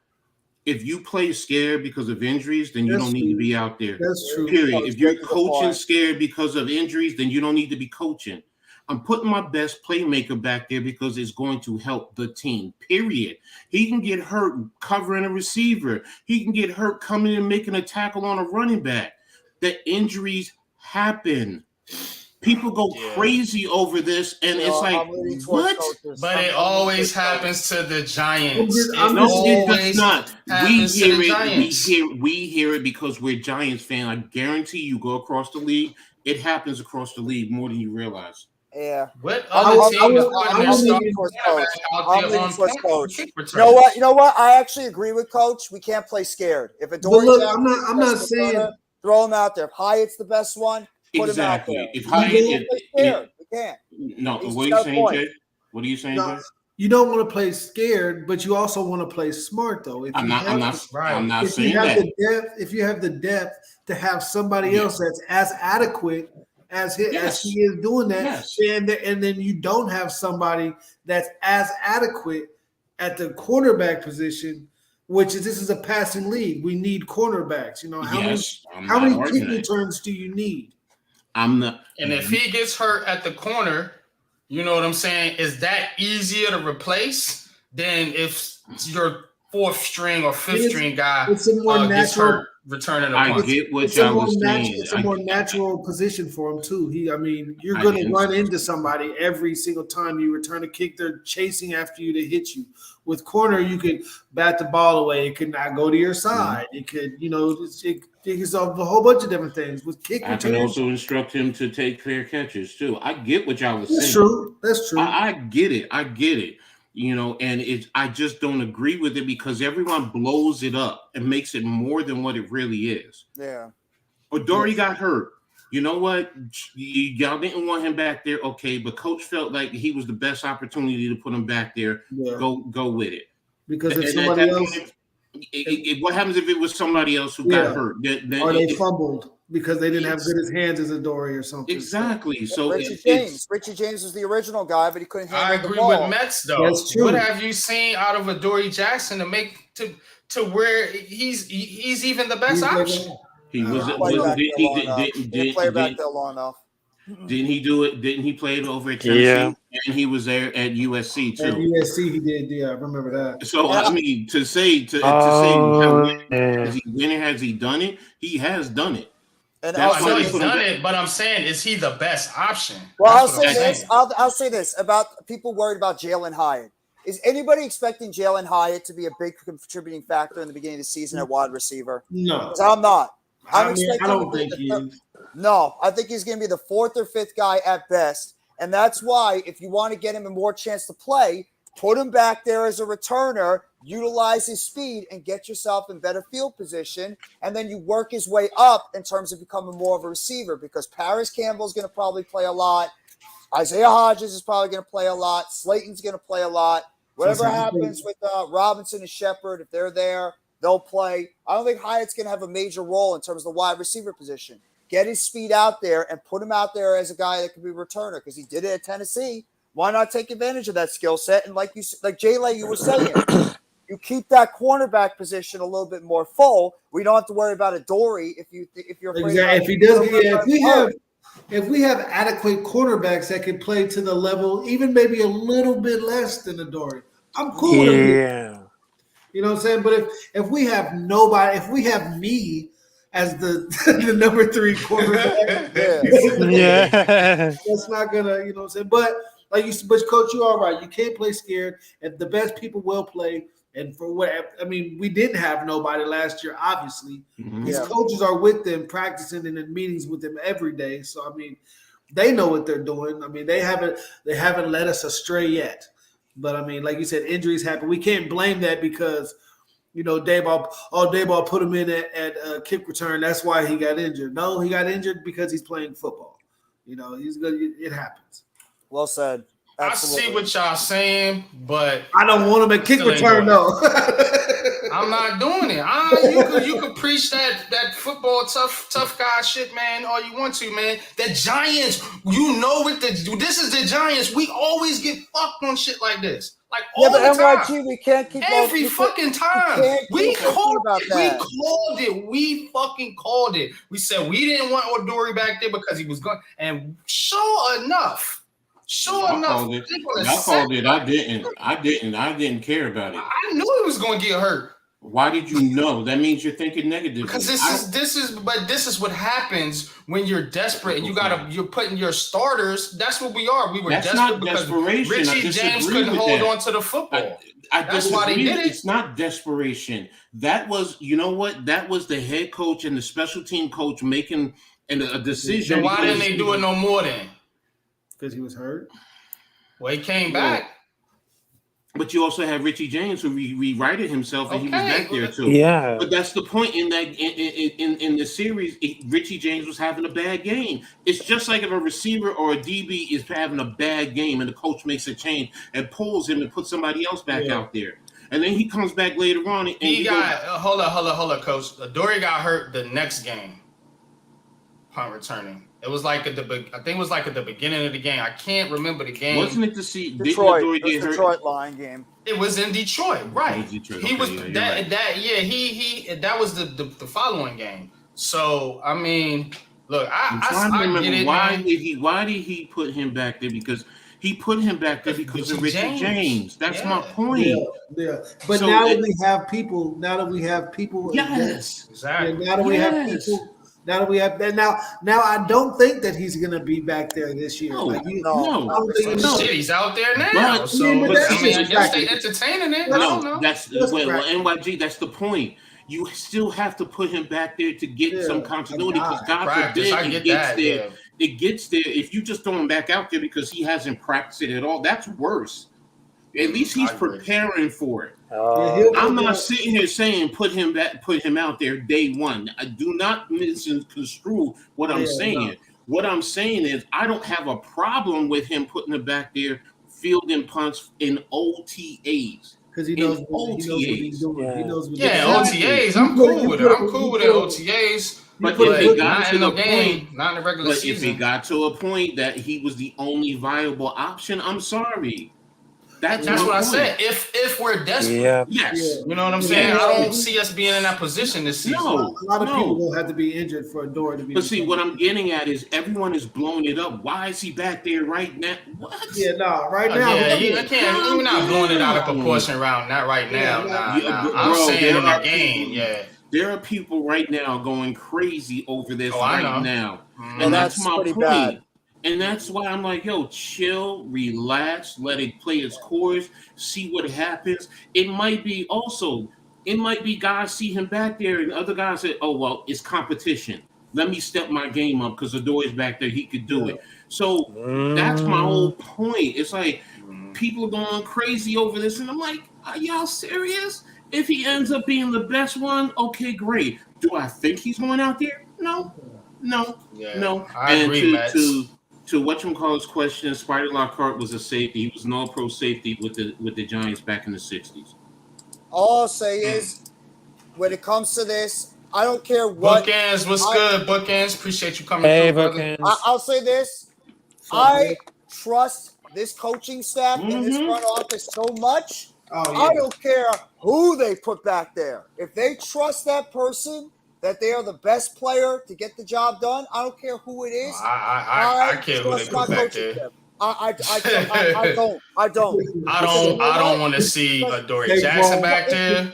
I don't want to see Saquon Barkley back there. I care. I'm sorry, man. I care. Look. I love Brian Dable and Kafka, but they're human. They make mistakes. Last season, putting Adoree Jackson as a kick returner was a freaking mistake. They didn't make a lot of mistakes. You just said something that points to what I just said. This has nothing to do with Kafka. You just said Brian Dable and Kafka. Why does Kafka? Kafka has nothing to do with special teams. That's Thomas McGahee. That's McGahee. Yeah. No, well, my bad. Error. Like I said, I get. What I'm getting at is fans. We as fans, we take it to the extreme. That's why I'm just like, yo, you know what? You don't want to see him back there. I respect it. I don't agree with you. If he's back there and he's the best one, cool. If he's not the best one, then you have an argument in my eyes. But right now, I've seen. Trust me, I've gone through and I put 10 guys back there in punt returns early in the season in practice to see who I got back there. I just want to see what I got. Yeah. And that's it. And that's fair, man. And it's fair to do that. I played fullback growing up, and every once in a while, coach would let me go back there and return the kicks instead of how many offensive linemen and defensive linemen say, "Oh, I want to go back there and catch it." All right, go ahead, go catch. And you see you laughing and whatever in practice because you watch everybody try to tackle. Yeah, yeah. I mean, it's like, yo, seriously, bro. No, Dexter Lawrence is the best one back there. I'll throw him back there. That would be doing the sexy Dexy dance. Hey, that went too far. He doing spins and jukes and shit. Yeah, he's doing the little Dex dance up there on the field, and he's scoring the touchdown doing the Dex dance. Man, he could just truck him. Yeah. Just truck everybody. Jerome Bettis. Push him out the way. Oh, like the fridge, man. Back in the day, I remember the fridge. Yeah. But I get both sides of where like you guys are coming from, but I'm leaning more towards how coach feels. Like we can't. I understand it, but we can't be afraid of injuries because injuries can happen at any time during any game, during any season. So I know it's the Giants' karma. I know the Giants have not had the best of luck with injuries, but if the coaches believe that this guy is the best player out there that could do the punt returning, kick returning, just me. People disagree. I trust my coach, and I'm gonna go with it. If something happens, so be it. Somebody else has got to step up, and they got to man up and be able to fill in that role. Just happens. Sorry. That's fair. We could agree to disagree. I'm with Jay on this one, man. I ain't doing it, man. Levance, I'm going to throw something at you. You said Maurice Carthon, greatest fullback in Giants history. What about Larry Zonka? Yeah, he did play for the Giants. He did play. So technically, I know he might have done better with the Dolphins, but he did play for the Giants. So, hey, I was a big fan of Bear. I was a big fan of Bear Pascal. Everybody remembers Bear Pascal, the Bear. Bear Pascal, yeah. Mm-hmm. I love the Bear. Yep. And Greg. Remember Henry Hynoski? Oh, absolutely. The Rhinoceros, whatever his name. Rhinoceros, yeah. Madison Hedgecock. Madison Hedgecock, yeah. Yep. And don't forget in the 2000s, Greg Camilla. Can't forget about big old Greg Camilla back in the day. And Jim Finn. Hey, I think Daniel Bellinger is going to play some fullback this year. I could see that, Jay. I could definitely see him playing a little bit of that tight end fullback position. Then that means my Uric is gone then. Probably. I can see him being saying for some plays, you know what I'm saying? Because he is especially with Waller being here, I think Bellinger, I mean, he's gonna catch some passes and everything, but he's gonna be that extra blocker though. I agree. He just was that right side a little bit more if Evan Neal is still struggling a little bit. He is a blocking tight end that is really good at catching, not a really good catching tight end that can block. If that makes any sense. Yeah, no, it makes perfect sense. He absolutely is. He's a good guy that sneaks out in the middle of the field that can catch some of those passes. Yeah. Exactly. And he's going to be even a guy that's going to be a secret weapon in this offense because of the fact that you got Darren Waller. A lot of people taking up his. He's going to learn from him. He's going to learn a lot from him. That's going to only make him better. Same thing with a guy like Deontay Banks. He's going to learn from Adoree Jackson out there on the outside. That's a big thing for a young player too. Man, absolutely. Who's y'all biggest worry this year? My biggest worry, man, is Evan Neal, man. I don't know if he is gonna make the turn. I really hope he is, but just I don't want to be negative, but something in my gut just makes me like he's just not that guy. Like he doesn't have that. I don't know. Even Andrew Thomas has like that. He's quiet. He's stern. He has that like stiffness to him. Pause. But he just. Evan Neal just seems like a big old jelly bean or something, like a giant Haribo gummy bear or something. Man. He just seems so nice. I will say this, like a great guy. Somebody want to go fishing with. I will say this, Jay. Jay, I think that we might be worried about Evan Neal, but I think our boy Kayvon Thibodeau is about to explode this year. Oh, I think Tibbs is about to have a year. Tibbs is going to have a year this year. That dude is going to go off for like double-digit sacks. I'm concerned. I'm concerned about Azeez Ojulari. That's my biggest concern going into this season. I think Evan Neal will figure it out. I mean, if you watch his season and he was starting to progress after that Dallas game, he went through some struggles. He was starting to get, then he got hurt. Yeah. When he came back, he was still battling. I feel like through the injury or whatever. Rookie season, baptism by fire. I think the kid held his. Yeah, look who we was playing last year. You know what I'm saying? Like, Yeah, he wasn't catching no breaks. It was like week after week. You got a monster on the other side, man. You know what I'm saying? So I'm not too worried about Evan Neal as some people are. I'm worried about Aziz. Aziz. We're counting on Aziz Ojulari, y'all, more than people think, man. We are really counting on Aziz this season. I'll give you our linebackers. What's good? Starting linebackers. What's up? What's good, G? What's happening, Pimpin'? So I heard you say something about worrying about Aziz. Yeah, Aziz. Hold on. Worried about Aziz. We're going to get back to that, because we all going through who we worried about. I said Evan Neal. NYG said I said Aziz. And then Coach is about to say something. I said the linebackers. If I'm going to worry about somebody, it's going to be my linebackers. There you go. And our starting linebackers. So those are who I'm going to worry about. I mean, I get y'all with what y'all are saying because the line play is Aziz is a linebacker. Technically. Yes, he's technically a linebacker, but I'm talking about our off the ball. The middle linebacker. I know what you're talking about. Yeah. So I'll word it that way. So they green dotted Bobby Okereke. Yeah. That's as it should be. But it's OTA. I mean, it could be just for an OTA thing, and then come, during the season, it probably goes back to McKinney. It might be both of them. It might be both the safety and the linebacker. Yeah. So, right now this is where you experiment. That's why I was saying earlier, this is the time that you experiment with a whole lot of things that you might not do during the regular season. They both have the green dot right now. Yeah. Okay. So there you go. McKinney and Bobby O. How they gonna keep it? You said how do they keep it? No, I said that's probably how they gonna keep it. How both of them have the green dot. Yeah, so that says DJ and Saquon, if these guys can build from last year, crossing his fingers. Okay. That's fair. My biggest worry is the slot cornerback position. If Flott has got to be the guy. If Cordell Flott is not that we don't guy, want Darnay Holmes back there. Oh, teams are going to look at that slot corner position, and they're going to look at it and look at the guys there right now. They're going to target that spot right there. If Flott can't take that jump, we're gonna have to deal with Darnay Holmes again in the slot. It's gonna be trouble. Well, we got Aaron Robinson, so I could start calling Darnay Holmes. Darnay Holmes is having a great camp right now. He's making plays.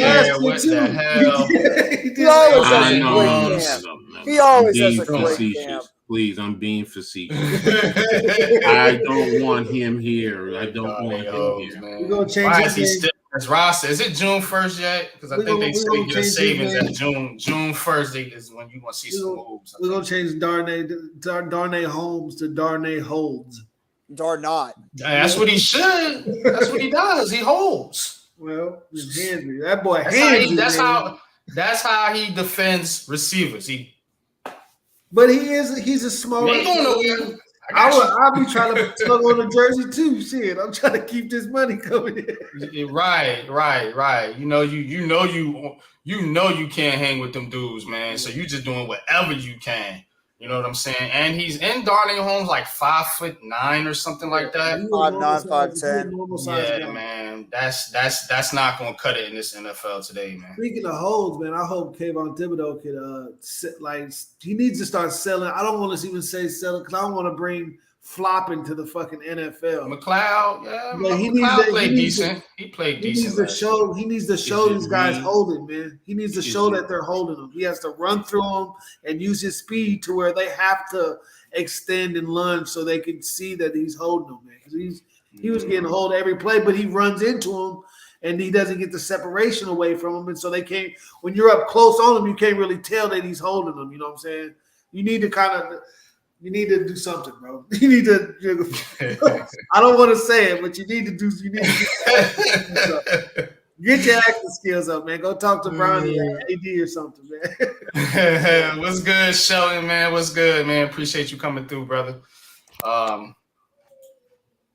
Put Holmes as a man. Get out of here, man. Hey, he'll hold on to the ball. Really? Hold on to the ball? Yeah. Drop it. Get his head knocked off.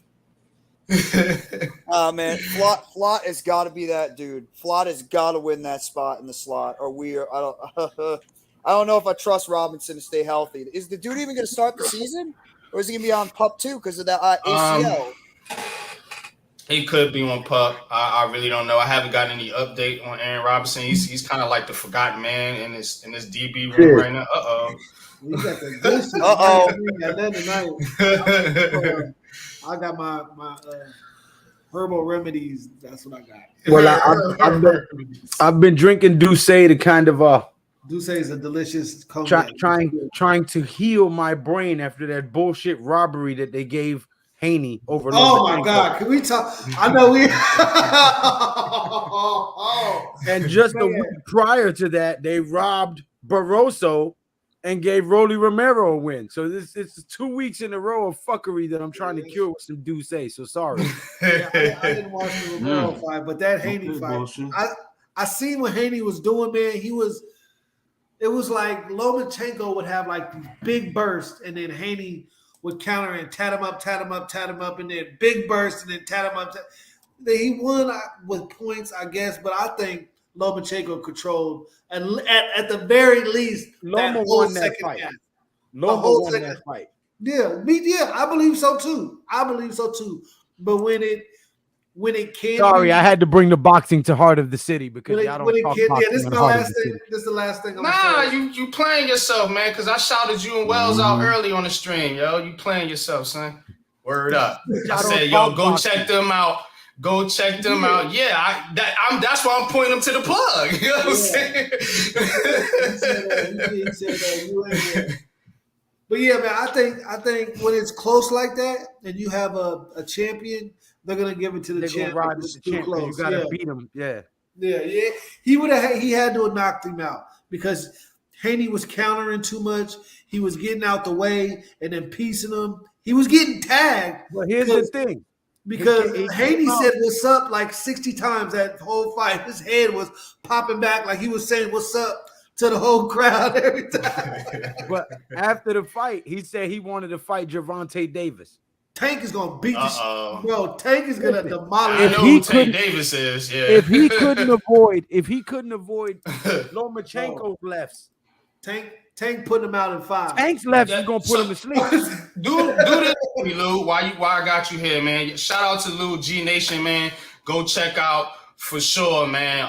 Leather to the Face every Saturday night, man. They do not miss a fight. Like we don't miss a Tuesday, they don't miss a Saturday, man. We are consistent with our content, man. But I want to ask you this, man, since I got you on here with boxing. Give me your top 5 boxers right now in the game, man, so we could get kind of familiar with some of the guys you guys are talking about. The guys that are boxing now? Yeah. Right now, yeah. Not the ones that's retired. We're not talking Floyd Mayweather, none of them cats. Okay. Right now. Right now would have to be Tyson Fury is the king. Terrence Crawford. Okay. Tank Davis. Edgar Berlanga. Shakur Stevenson. Earl? And not Earl Spence. There's a kid that not a lot of people know about. Shit. Well, how did his name is J-Lay? No, I just had his damn name. You started asking me questions. Oh my God, man. Navarrete, Mexican kid. He fights a little wild. He's not as polished because he's still, up and coming. But he throws bombs. Every punch has bad intentions. Yeah. You know what I'm saying? It's not like he just be skippity papping trying to get points. He's scoring points. He's trying to hurt you with every punch. It's not for points. Like he's fighting. And that's the kind of boxing I grew up in, man. We didn't grow up in the no disrespect to Floyd, man. We didn't grow up in that era though. We grew up in Tyson, niggas knocking you out. When it wasn't playing it like you slow jab. Nah, they was going for the kill, son. So Tyson, Holyfield, them cats back then, you know what I'm saying? Lennox, Lewis, they was knocking dudes out. Isaac, James Tony. I'm gonna give you a free one. Isaac Pitbull Cruz. Little Mexican guy, they call him Baby Tyson. He fought Tank Davis. I called that fight. He beat Tank Davis's ribs up for the whole fight. Tank won on points. Tank won. Hands down. He won on points. He outboxed him. But he tenderized Tank Davis's rib like a chef. You know, he made him think about Tank couldn't take a deep breath. At the press conference, when Tank came in to sit down, he went to sit down after the fight. He was no, yeah, dude put it hurt on his rib. So that's my sleeper pick, Isaac Pitbull Cruz. But Antonio Navarrete fights August 12th against Oscar Valdez. They were supposed to fight, and then Oscar Valdez got hurt, and he had his first fight back. He was the co-main event before Lomachenko and Haney the other night. So Oscar Valdez, the guy who fought in the co-main event, he fights August 12th against Antonio Navarrete. That is going to be a war. Two Mexican guys who punch with bad intentions. Make sure you watch that one because that's going to be a bet. August 12th. Got you. Copy that, man. Celtics 81, Heat 77. Late third quarter, about a minute and a half left, man. So just keeping y'all in tune on that, man. You know what I'm saying? But I want Jimmy Butler to. Now that I don't watch basketball like that, but I just want Jimmy Butler to win. I don't care about. I don't want the Celtics to win. That's my position. From what I've been doing, bless you.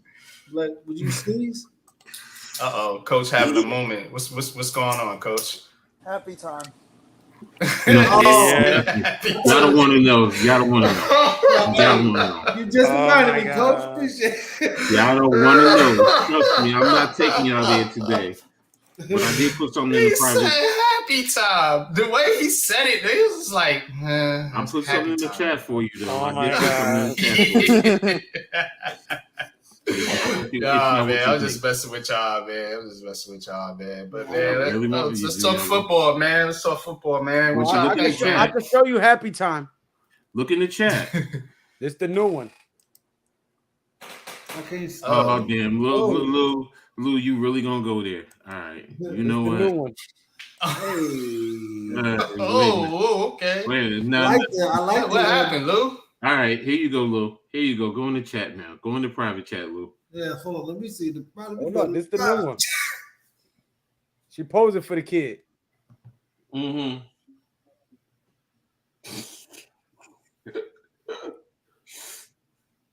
Shaboing boing man. Yes, sir. Yes, sir. All right, so there you go. I put it. She's gonna be my top wide receiver, Mr. Shelton. Oh. Whoa, that is nice, Coach. You said the private chat? Yeah. That's nice. But I do this all the time. They know I do this all the time. Yes, quite routine. Hey, come on, Coach. Why am I looking at the New York Giants? No. The second one. Oh my God. The second one. 3, 2, Slimmy. 1. Areola's in the building. Okay. Yeah. I like that soda. Whatever soda. Y'all got Ms. Wise disturbed now. So. Love Ms. Wise.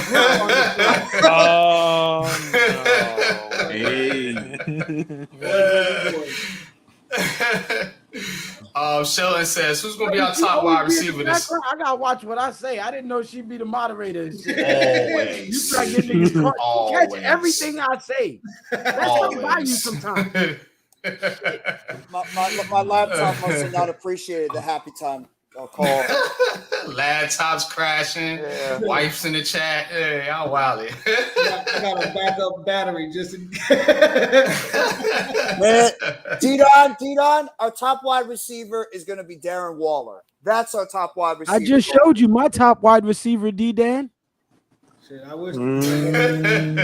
And she's always open. Oh my! She's always going to receive that catch. Oh my God! Y'all killing me. Oh man, nah. Seriously though, man. I was dead serious. That's my wide. Oh, I know you serious, man. You know what I'm saying? I know where you. Baby. I know what type of time you on, bro. Oh my God, Coach. Thank you, Jeff. Thank you, Jeff. I just caught it. Wow. He had to reboot his whole computer to get that. Yeah. Shit crashed his computer. Hold up. Yeah. Oh, not the. Hold up. Oh man. Let me answer Sheldon's question, man. Do your thing. Outside of Waller, now I honestly think y'all gonna hate this. I'm not gonna like this answer. He's gonna say Darius Slayton. He's gonna say yes. I agree. I think it's gonna be Slayton. He's gonna be Slayton too. He's gonna be playing so angry. He's gonna be playing so angry, bro. I love it. I love it. It's gonna be Slayton. Mad. I won't be mad at it at all. No. I'm saying Darius Slayton is going to be playing mad. Because I like the kid. The only thing I didn't like is them clutch drops. No, I'm saying Darius Slayton's going to be playing mad because they getting all these. But to your point, glad for it. I will be glad for it because I need to see him play mad and go out there and shut everybody up, including myself. Because at one point I was like, man, cut this nigga. Yeah, he Preston Parker 2.0. Yeah. Oh, not Preston, man. He ain't Preston, man. Come on, you can't do that to the man. Oh, man. Come on now. It's like Ruben Randall. But I do think it's going to be Slayton, and the reason I think it's going to be Slayton is because of the options. You know, Slayton's going to get the offense more than anybody else, and he's going to get a lot of one-on-ones. Last year, Slayton was getting bracketed all the time because he won't be the number one receiver, so he won't garner all the attention like he did last time. Plus, him and DJ got that connection that they've had for this whole entire time. At least for the start of the season. At least for the start of the season. Later in the season, you might see Hyatt come on. You might see Robinson get back if he's healthy. But Riggs. But it's gonna the beginning of the season. You're gonna see a lot of passes go Darius Slayton's way. I'm telling you. If it's not Waller, it's gonna be Slayton. I agree. Shepard gonna kill him in the slot. Don't forget about Riggs, dog. Yeah, Shep's gonna be coming back. Oh, no doubt. People are writing off Shep. You don't think that's gonna piss him off coming back? Shep's gonna be wanting blood when he gets back on that field. It's gonna be a beautiful thing to see. Same thing with Wandale too. Shep gonna be more pissed off that they didn't bring OBJ back, so he's gonna start trying to do one-hand catches and shit. Don't do that. We don't want you to get hurt. Shep. No, just catch the ball and go down lightly, son. So he can take. He gets hurt if he sneezes. Yeah. If Shep sneezes the wrong way. If Shep sneezes the wrong way, it's an ACL. Yeah, that's true. Yeah, Campbell, that would be a good option too. I think he's going to take a little bit of time to learn the offense and get the chemistry with Daniel Jones, though. But could be Hodgins. Definitely, Hodgins is another good answer. You know what I'm saying? We got options, man. That's why I said we got options. Yeah. You know, but is it a beautiful what about thing? It absolutely is. It absolutely is. He may have 1,000-yard season. Do you? Yeah. I can see it. He's been nipping at it, man. He's 700-800 yards almost every season, man. You know, I think he gets over. We haven't had 1,000-yard receiver since Don't you ever in your life say no shit like that again. Yeah, he's been nipping at it. What the hell? We haven't had 1,000-yard wide receiver since 2018. 2018, we haven't had 1,000-yard receiver. That's changing this year. Somebody's going over that century mark at that receiving position. Either Waller or one of those receivers. Watch them all have 950 yards. You're like, oh my God! Yeah. Hey, I'll take it. 3 900-yard. If it helps us win. It helps us win. Well, I'll take it. Hey, I ain't mad at it, but that's just what the Giants do, man. You don't put up stats, I agree with man. you. It's going to probably be Slayton. It's going to be Slayton that's going to be the number one guy in terms of catches at wide receiver position. And I'd be happy for it. I've turned around on Slayton. I want to see that kid go out there and have a monster season. Him and DJ got that connection, man. And you can't teach that. Good point, man. He would have got it last year if he played the first 4 games. Yeah. Good point. Yup. You good over there, Coach? Mm-hmm. He's still thinking about LeBron James to the Knicks. Oh man. No, I'm actually watching football stuff. Yankees came back and won 6-5. Okay, cool. We're still losing. Cool. The Mets are down, 7-2. That's all right. Could be worse. I'm sorry. You don't gotta be sorry.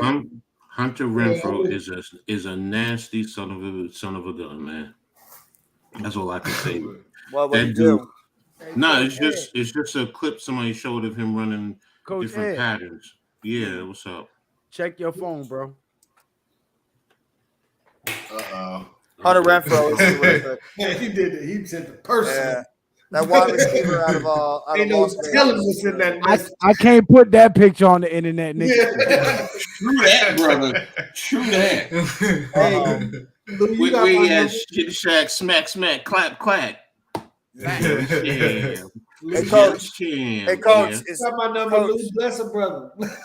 Coach, is that milkshake bringing all the boys to the yard? Oh, hell yes. Hell yes.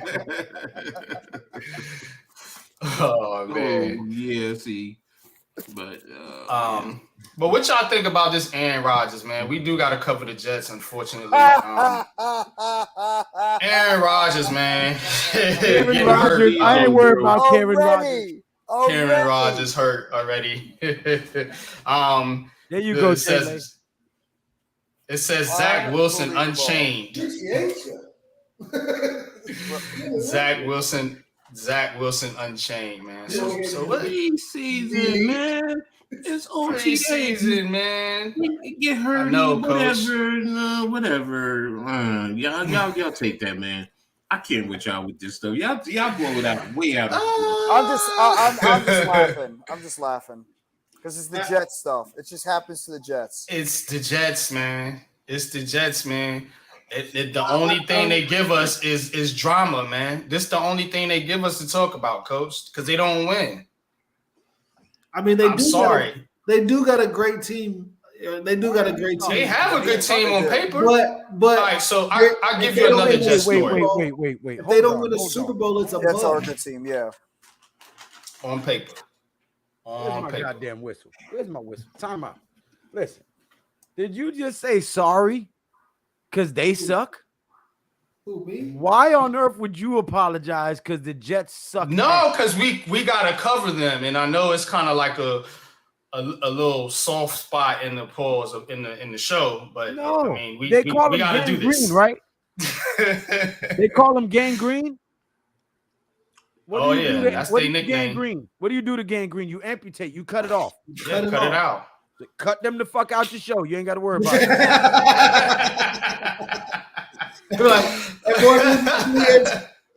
And this is what you can do. Here's some news for the New York Jets. They fucking suck. All right, back to you. They suck. Back to you. Seriously though. If they don't win a Super Bowl, it's a bust, bro. If they don't, and I don't think they're gonna win a Super Bowl. So all of this was for nothing. Mekhi Becton, man, is mad at the Jets, man, because he's saying they made him play and he was hurt. Damn. So let me share this story with y'all. Man, 90% of the players go out there and play hurt. They shoot them with a shot, they take some painkillers, and they go out there and man up and play. This man said the Jets did him dirty, man. I'm just going by what the man said. He did himself dirty. Look at him crying. That boy knows his ashy, boy. So, all I gotta say, that dude don't like putting in no damn work, and I'm gonna leave it right there. No, he doesn't. Said Becton stirred controversy by taking it to Twitter to decry his position change. His adamant pronouncement that he is a left tackle because Rob Saleh to challenge him to win that position. Now, let me give you exactly what he says right here, because I'm not gonna read this whole thing. It made no sense to put me at right tackle. Becton said, "I hurt my right knee. Baby. That's the knee. That's going to be the knee I put the most pressure on while backpedaling in pass protection. I explained to the coaches but no one cared. Exactly. No, I don't. So then he goes on to say, "You're getting paid mad money to play a game you love. Better put some Sit water on the on bench and let somebody else play. Then soft ass nigga."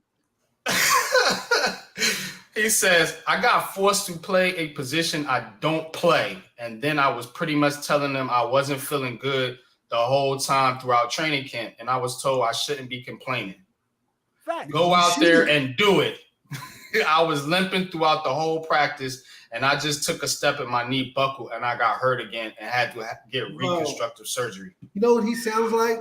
He sounds like that one dude at practice that always complaining and crying, and when he don't get his way, he gets. But he's not the only one though, y'all. Yeah, he makes himself throw up. Ty Johnson, the Jets running back, also said that the Jets did him like that. You know, they kind of put him out there when they knew he was hurt. So it's not just Mekhi; it's actually two NFL players. Look! You said the magic word. He's hurt, and coaches always ask you, "Are you injured or are you hurt?" Your feelings be hurt. If you're hurt, you're sore, you whatever, but you know you could push through it. Hell, sometimes you get shot up to go back out there to play. That's the reality. But if you're injured, no, don't go out there. Don't go out there because, you know, it's a game. It's not worth it to do more damage. That's why, and they put it on the player. So, again, if you're hurt and they put you back out there, hell yes. I'm going to put your ass out there because you're hurt. But if you're injured, go see the trainers, go see the doctors, get out of my sight, and then come back to me when you're good to go. I'm sorry to sound like that. Sound heartless, but yeah, I'm heartless when it comes to that because I don't like guys like that. I can't stand guys like that because that means that you have no heart, you have no balls, you have no mental fortitude. You don't deserve to be on the damn football field. You're disrespecting the game that I believe in so wholeheartedly. All the players that have gone out there before that, I've sat and watched guys who love this game die on the damn field. And you crying about this, take your ass somewhere else and go play. And then on top of that, then I'm going to throw money because I don't like throwing money. You are a professional athlete. Hey, Jay Lay, delete that before I'm not allowed at your house. No, yeah, I already did that. I've been You are a professional athlete. Every athlete goes through this. Oh, I thought he was going to call me a professional something else. No. Nah, but yeah, Coach, you're right though, and that it pisses me off too, man. With people, because his knee hurt, and when he said it at first, what the real problem is, they made him change his position. He didn't like it, so and my right knee hurts, and that's the one that's gonna be like, nah, bro, you bitching. And guess what? You putting that out there for the whole NFL to see. Guess what that means? If you out there and you playing left tackle, what's good, Alex? What's good, man? Good Yankees win, baby. Good Yankees winning. Good Yankees come back, man. What's up, man? Shout out to Alex, man. If you are Mr. Becton, if you are playing left tackle, you don't think elite defensive ends are going to set your fat ass up and then attack you to the inside because your knee buckles? Right, get the fuck out of here with that bullshit, man. I hate players like that. I hate them. They disrespect the game. Bro, I remember. I've only played high school ball and shit like that. Nah, tell them how you feel, Coach. Man, fuck that, man. Man. We have players like that on our defense, bro.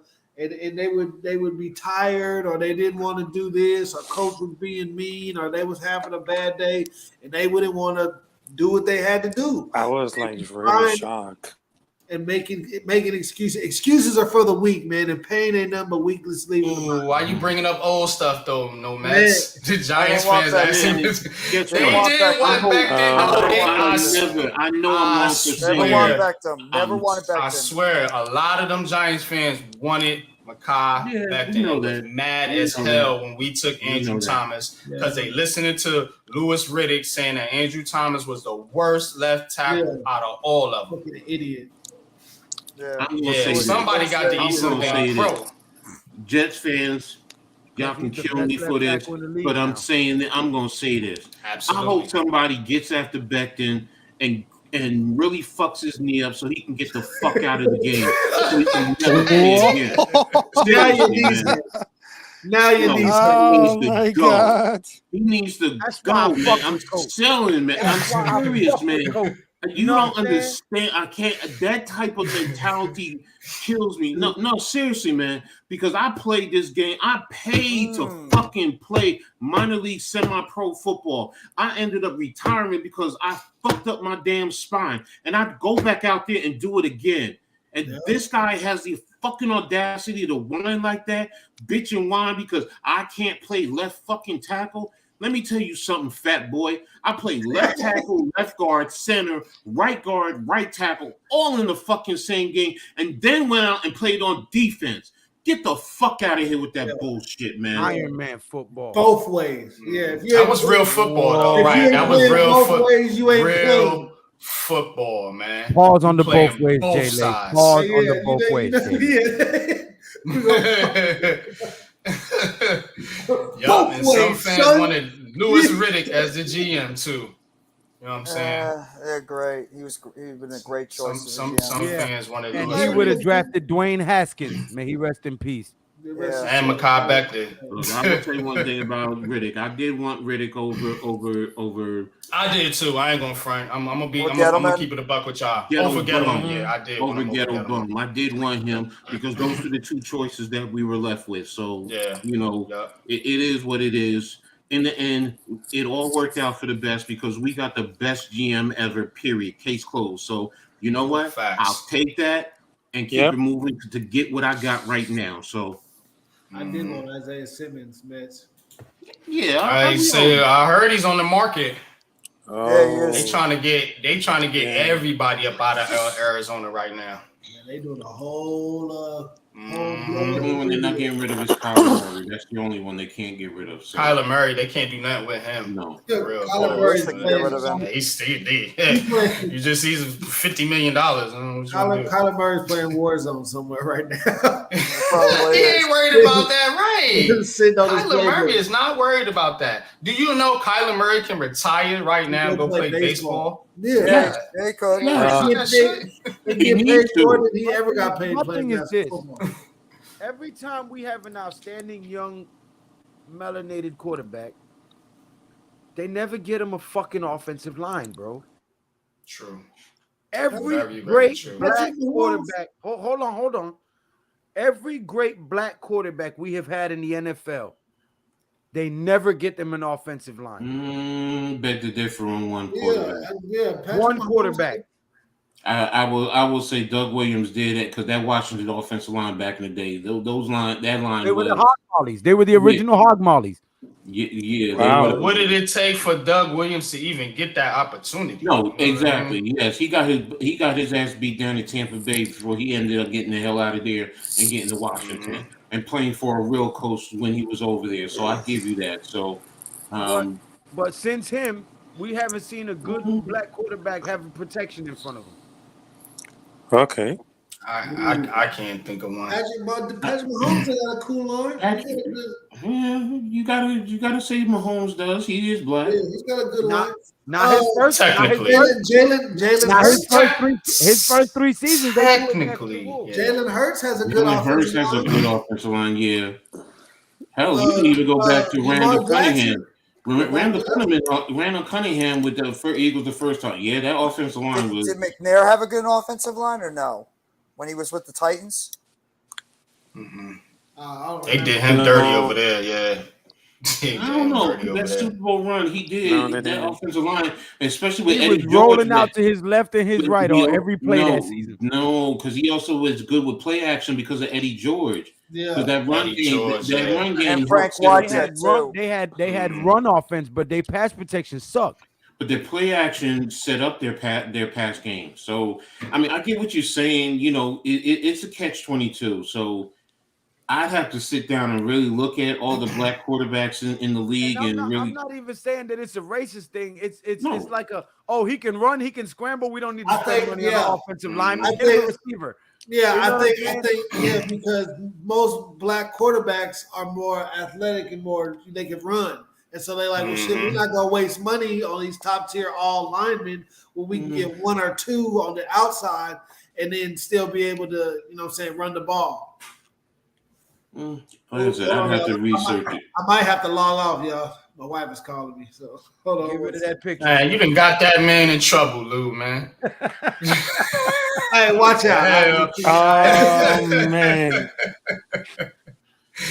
His wife over there like, let me talk to you. Hey, unpopular, dog.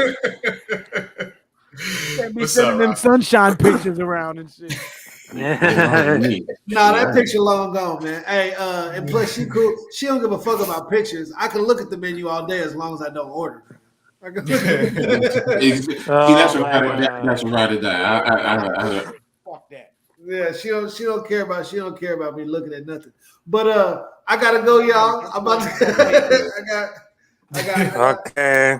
got other responsibilities. Y'all check out the G-Way with J-Lo, man. I'm going to be making 2 more videos this week. I made 2 last week. I'm going to keep on trying to make 2 a week. Please go subscribe. Watch my videos. Comment, man. I got 22 subscribers. Let me get up to 30. Go subscribe to G-Way with J-Lay, man. Put Your link links, in the chat. everyone's links is in the description of the video. Everyone's links is in the description of the video. I took the time to put everyone's links in the description of my video. So your link is in the description of this video. Yours is Lou. I think I got Raphael's in there as well too. So everybody's links on here is in the description of the video. So go subscribe to the G-Way with J-Lay, or I'm gonna send Diamond Dave's ninja school teacher down there to duty chop your ass. Go subscribe to the G-Way with J-Lay, or you're gonna get a ninja, a Judy, and a karate chop. Okay? Oh my God! I appreciate it, y'all, man. I next time we go live, or whoever goes live next, so I'm gonna pop in and say my little piece. But it's been the G-Way with J-Lay, man. I'll holler at y'all. All right, Jay. Appreciate you, have a good one, Dave. Yeah, I was gonna tell you that I'm popular, but right now I have to go to sleep right here. But I gotta tell you something, and don't call me crazy, but I can see like one more time New York Giants versus Philadelphia Eagles for the championship, and I guarantee you, this season for the New York Giants is gonna be very implosive. It's gonna be very aggressive because they have defense. They got Brian DeBall. They got Daniel Jones, Darren Waller. I mean, you got all that guts because right now the New York Giants is about to feel about the fire, about what's going to happen for this season. Because right now they're about to go to the high energy, the high level performance. And Giant seasons, this season is going to be great. And let me give you my hot take. I'm with it, man. I'm with it, Rafi. Let's go. Let me give you my hot take. Okay. Sorry, Nisi Wise. The Eagles are going to implode this year. Jalen Hurts is going to throw mad picks. He's going to get hurt, and they're not even going to make it to the playoffs, sir. So that statement you made about us playing them for a championship is not going to happen this year. Hurts is going to regress. He's going to throw a bunch of picks. Then he's going to get hurt, and he's going to be on the sideline boo-hooing, and we're going to see the second-string quarterback fuck up their season. And I, for one, am going to love every second of it. Yeah. Well, it says Errol Spence Jr. versus Terrence Crawford. It's official. Yeah, it's official. It's official. All right. Yes, sir. All right. Yes, sir. Terrence Crawford gonna knock that boy out. So I just wanted to say that have a great guys, and of course have a good night, folks. I'm Jeff, Unpopular Opinion, Coach, Mitch, Big Brother Lou. A salute to you, and then of course have a great night. Sorry I didn't get the footage of me dancing on the All-Star Game 2019. Sorry about that because my computer is rebooting. Yeah, sorry about that. But anyways, have a great one. Well, that was before that I was talking with Unpopular Opinion that I was talking about. Yeah, he said he had some footage of him dancing at the All-Star game or something like that. I wanted to see that. It just threw me for a loop because he said, sorry for not giving you the footage. You know, we like receipts over here, so yeah, I want to check that out, man. Oh, he said he can dance. You don't believe him? No, he said he was dancing with a girl. On the NBA game. No, NBA All-Star game. Yes. Yeah, that was NBA. Yeah. She says, we'll see, Lou. Right. Yeah, but anyways, have a great one. Have a great one. Salute from El Capitan Rafucho. And of course, I just wanted to let you know that it might be gonna be like a play-by-play on the NBA Finals. I'm gonna be screaming like nothing that's gonna go crazy, and of course, I'm much love and salute, and of course, Giants versus Eagles for the championship. Giants gonna take the win for the championship against the Eagles. I guarantee you about that. Okay, Ralphie. My man Rafi, man. You always good All over right, here, my have brother. a good one. Good money, man. Salute, bro. Peace. Easy, Ralph. Yeah, no doubt, man.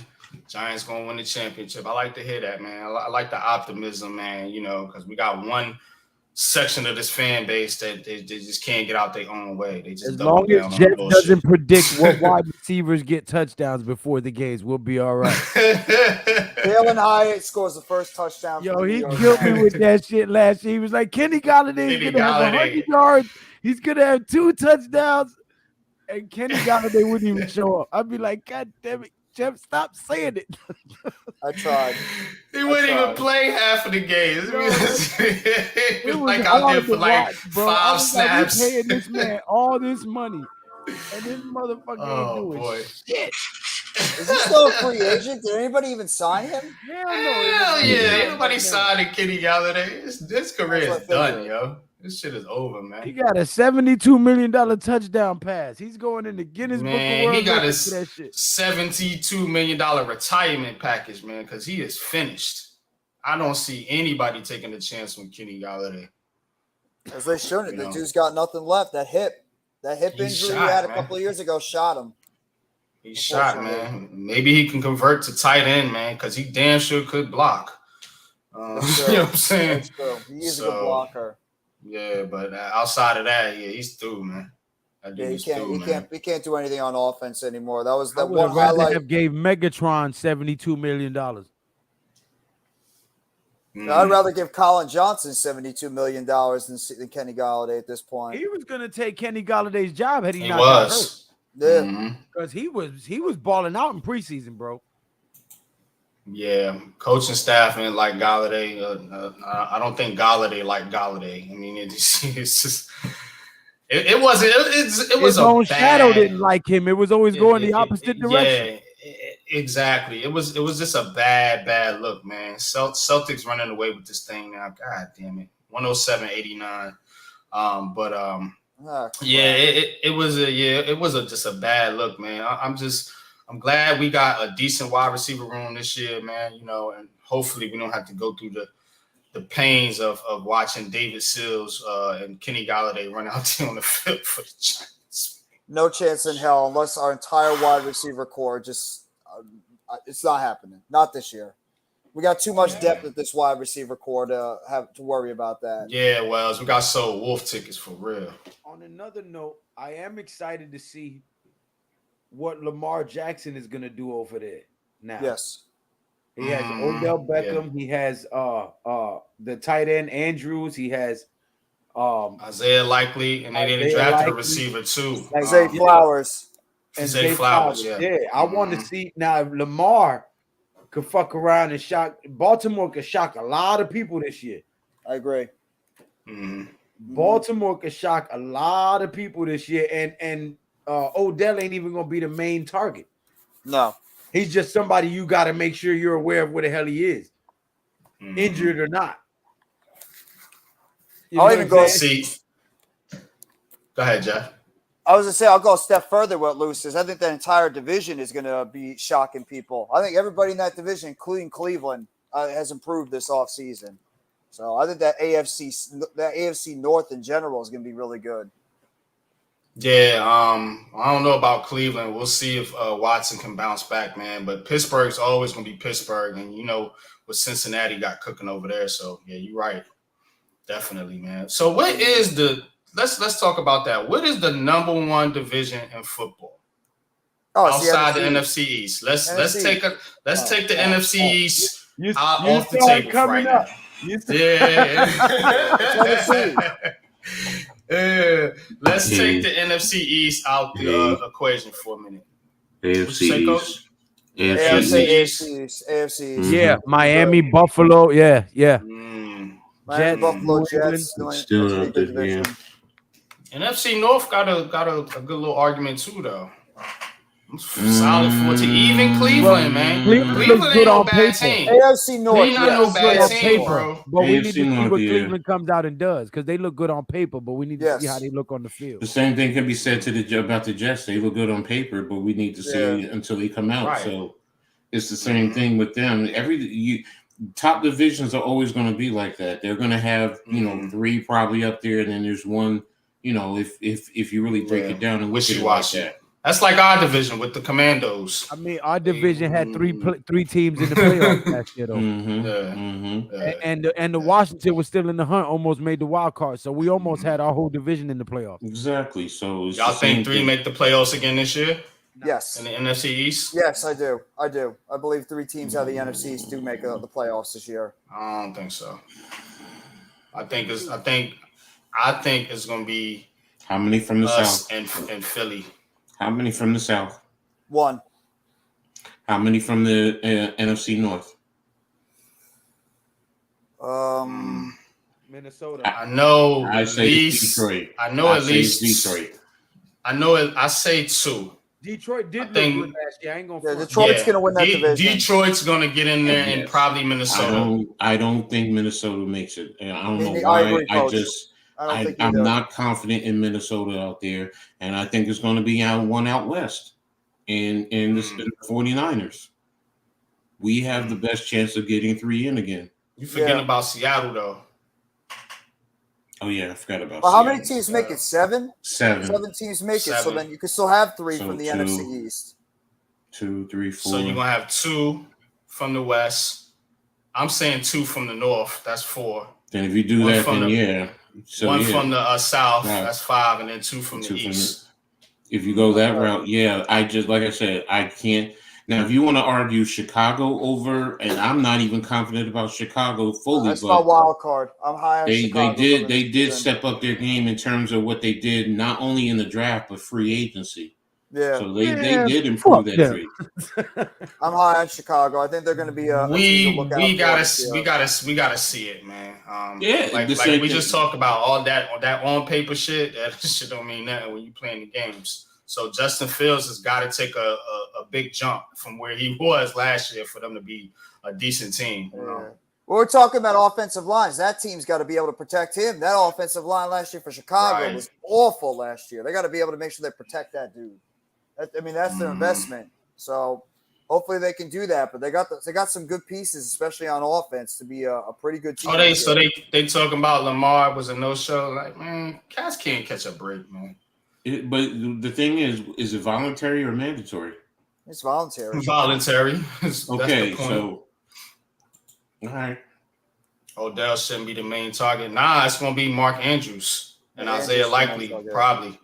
You know what I'm saying? That's gonna be the number 1 target. I think Zay Flowers.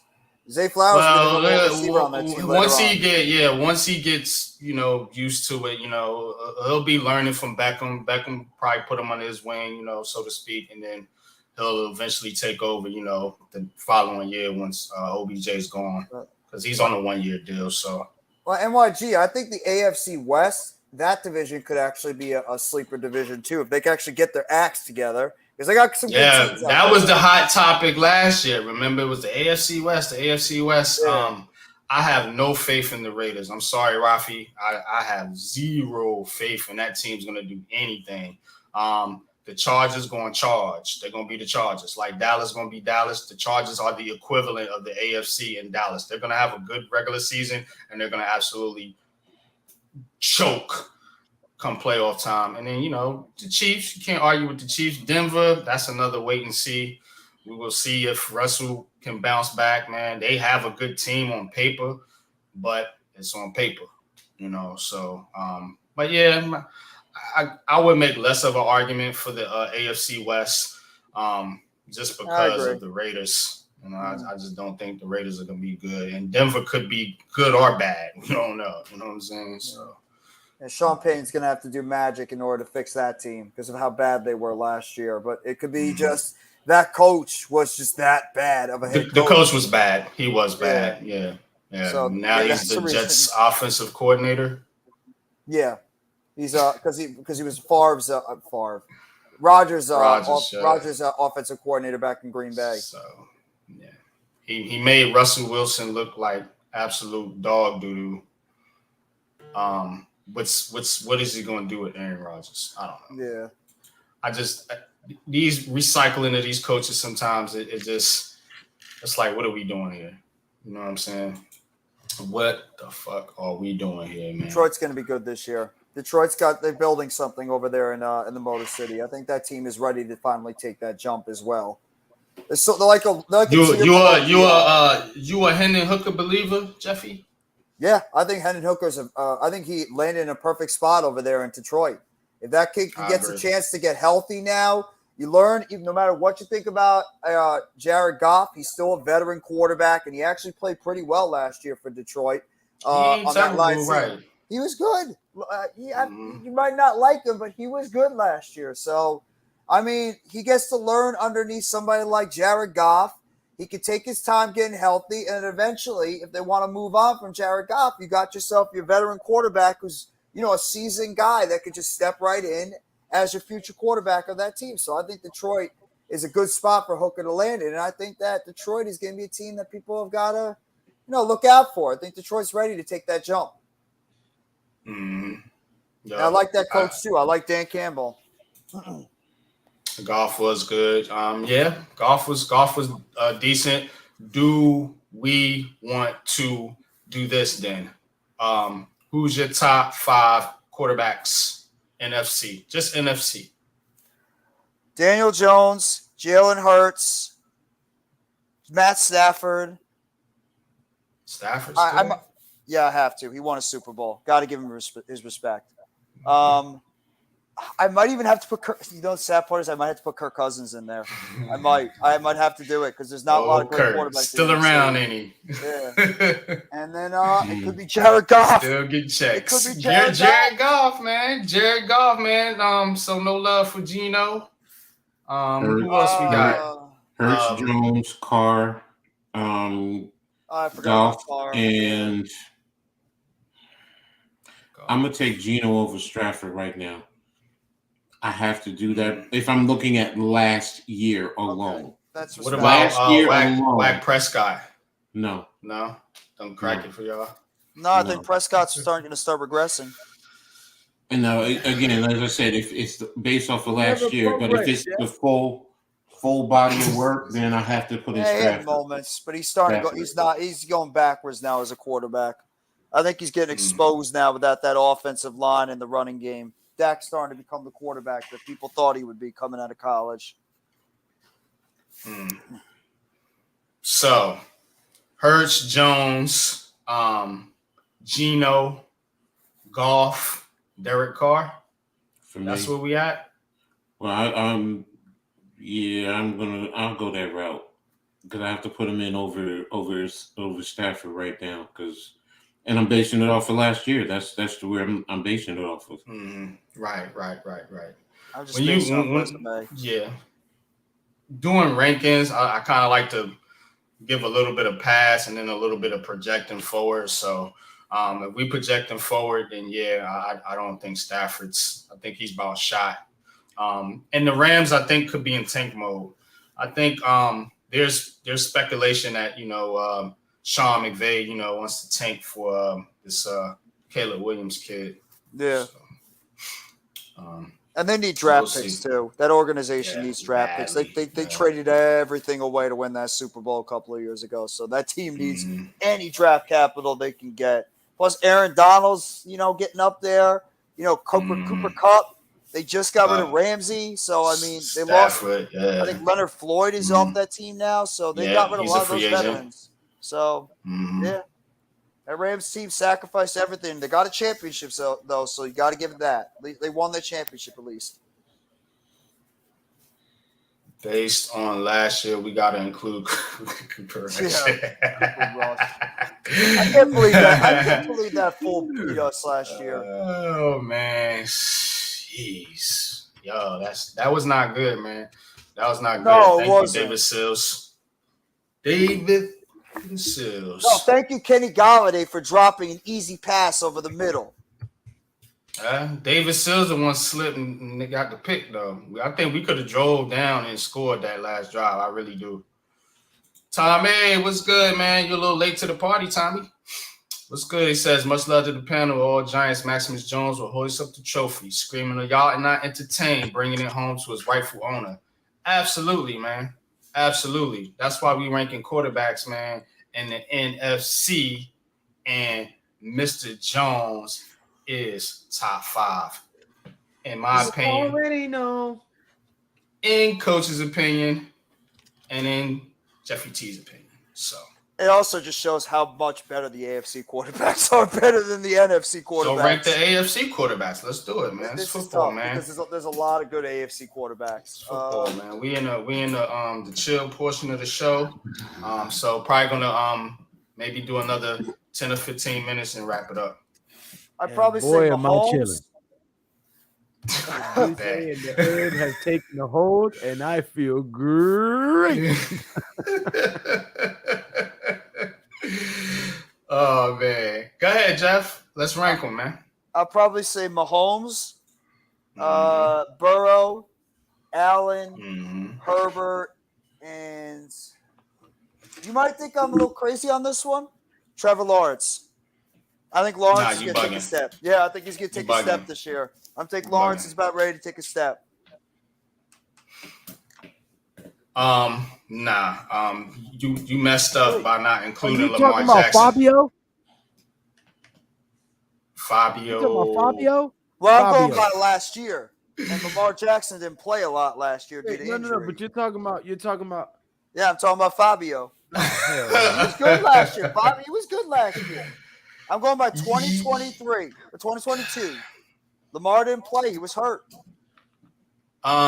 Yeah. But I mean, talent-wise, I'm thinking Lamar Jackson. Absolutely. Okay, I'll do this. I'll give you Mahomes. I'll give you Burrow.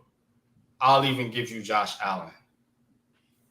I'm sorry. I'm not a Justin Herbert fan. Okay. I'm going to put Lamar right there. Now, the 5th spot, we can go back and forth. You can say Lawrence. You can say Herbert. You can say whoever the hell you want to say. Don't forget Deshaun Watson is in Cleveland.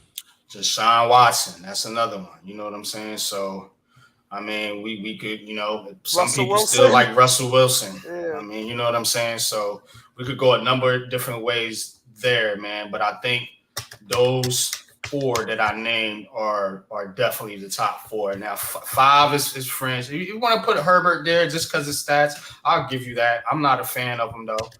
I would actually put Lawrence over Herbert, to be honest, if I had to pick one. But I disagree with that. So I give you Lawrence on that one. You know what I'm saying? But it's tough, and you do got to think about Deshaun Watson, and you also got to think about Aaron Rodgers. I know we joke on him, but I mean he's still a good quarterback. Yeah, it's a lot of quarterbacks in the AFC, man. AFC's loaded with good quarterbacks. Mm-hmm. You could argue that the top 5 quarterbacks in the NFL all are in the AFC. I say this: the game ain't the same without Drew Brees. No, it's not. Mm-hmm. Yeah, man. I know he's NFC, but still, Drew Brees was a damn good quarterback. All those quarterbacks we watched. Yeah. Definitely, Eli, man. Roethlisberger, Rivers, Brees, Manning, all those guys were great. Lamar, when he did play, he had some 4th quarter blunders, including the game against the Giants. Yeah, I know. I mean, he ain't a perfect quarterback, man. But, I mean, if I'm picking my top 5 quarterbacks, I'm putting Lamar Jackson in there. I mean, Lamar Jackson is a perennial MVP candidate when healthy, and that's just facts. Perennial MVP candidate when healthy. Mm-hmm. He's got the chance to prove it this year. Yeah, he's gonna have to prove it this year for sure. There's no excuses, man. I say he's got the chance to prove it this year. With and he's got to do it. Yeah, he's got to. Fucking Zay Flowers and mm-hmm. Shit. Yeah, they gotta they got to capitalize on the talent that they got this year. You know what I'm saying? So I think like Watson's that wild card. Watson is the wild card because if he can get himself right, we know how talented Deshaun Watson is as a player. I think he bounces back, man. But who they throwing to over there? Well, Amari Cooper is still a good receiver. He's still a quality good receiver on that team. So Yeah, the tight end too. Austin Hooper, I think. No, not Hooper. No, Njoku. Njoku, yeah. They got Cooper. They got Elijah Moore from the Jets. Elijah Moore, yeah, that's right. Peoples-Jones isn't bad. And then you still got Chubb and you still got Chubb in the backfield. So they got players on that team that could, catch the ball. Plus, they made a sneaky good addition on defense with Zadarius Smith. That was a good addition. Cleveland might make some fucking noise this year. Yeah, I think they could. They got a good team. Like say on paper, it goes. NYG put himself in the gulag. Got so upset about the fact we were talking greasy about Lamar Jackson, he decided to pop himself off. Sorry. I like Lamar Jackson. I'm just not as, high on him as others are. I think he's a very good quarterback. I just worry about the injuries. He's gotten hurt a lot the last couple of years. So wonder if his playing style is starting to catch up on him a little bit. Him being a mobile quarterback running a lot. Maybe that's catching up on him a little bit too much. So I hope he can stay healthy because that team has the makings of being pretty good this year. That whole entire division does. So yeah, I agree. I mean, it's equally in comparison to the NFC East. So I mean, you can easily see 3 teams, if not 4, from that roster who can make the playoffs. So it wouldn't surprise me. So, but you still have to play the game. So, and in the end, what are their crossovers too? You mean what divisions they're playing? Yeah, their divisional crossovers for the NFC and for the AFC. The AFC East has us and who else? It's the West, the NFC. No, not the West. I don't know. It's a good question. You have to pull up the Jets schedule and take a look. I'll pull up the Bengals schedule. Okay, I'm back. Cool. Let's see. Packers, Ravens, Rams, Falcons.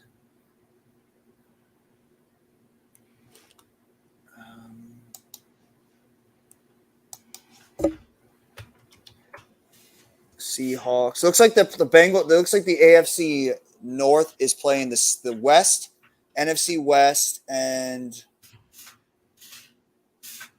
it looks like the NFC. I think the AFC South. Okay.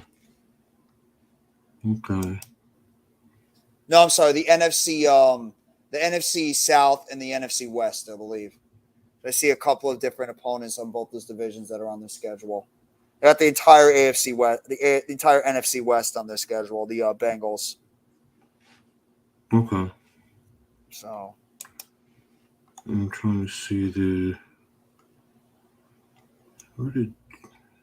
it's a hell of a last game for them on their second to last game of the season. The Bengals and Chiefs. Yeah, and the AFC East is playing us in the NFC South. Yeah. I mean, no, wait a minute. They have the Carolina Panthers. No, they play. Wait a minute.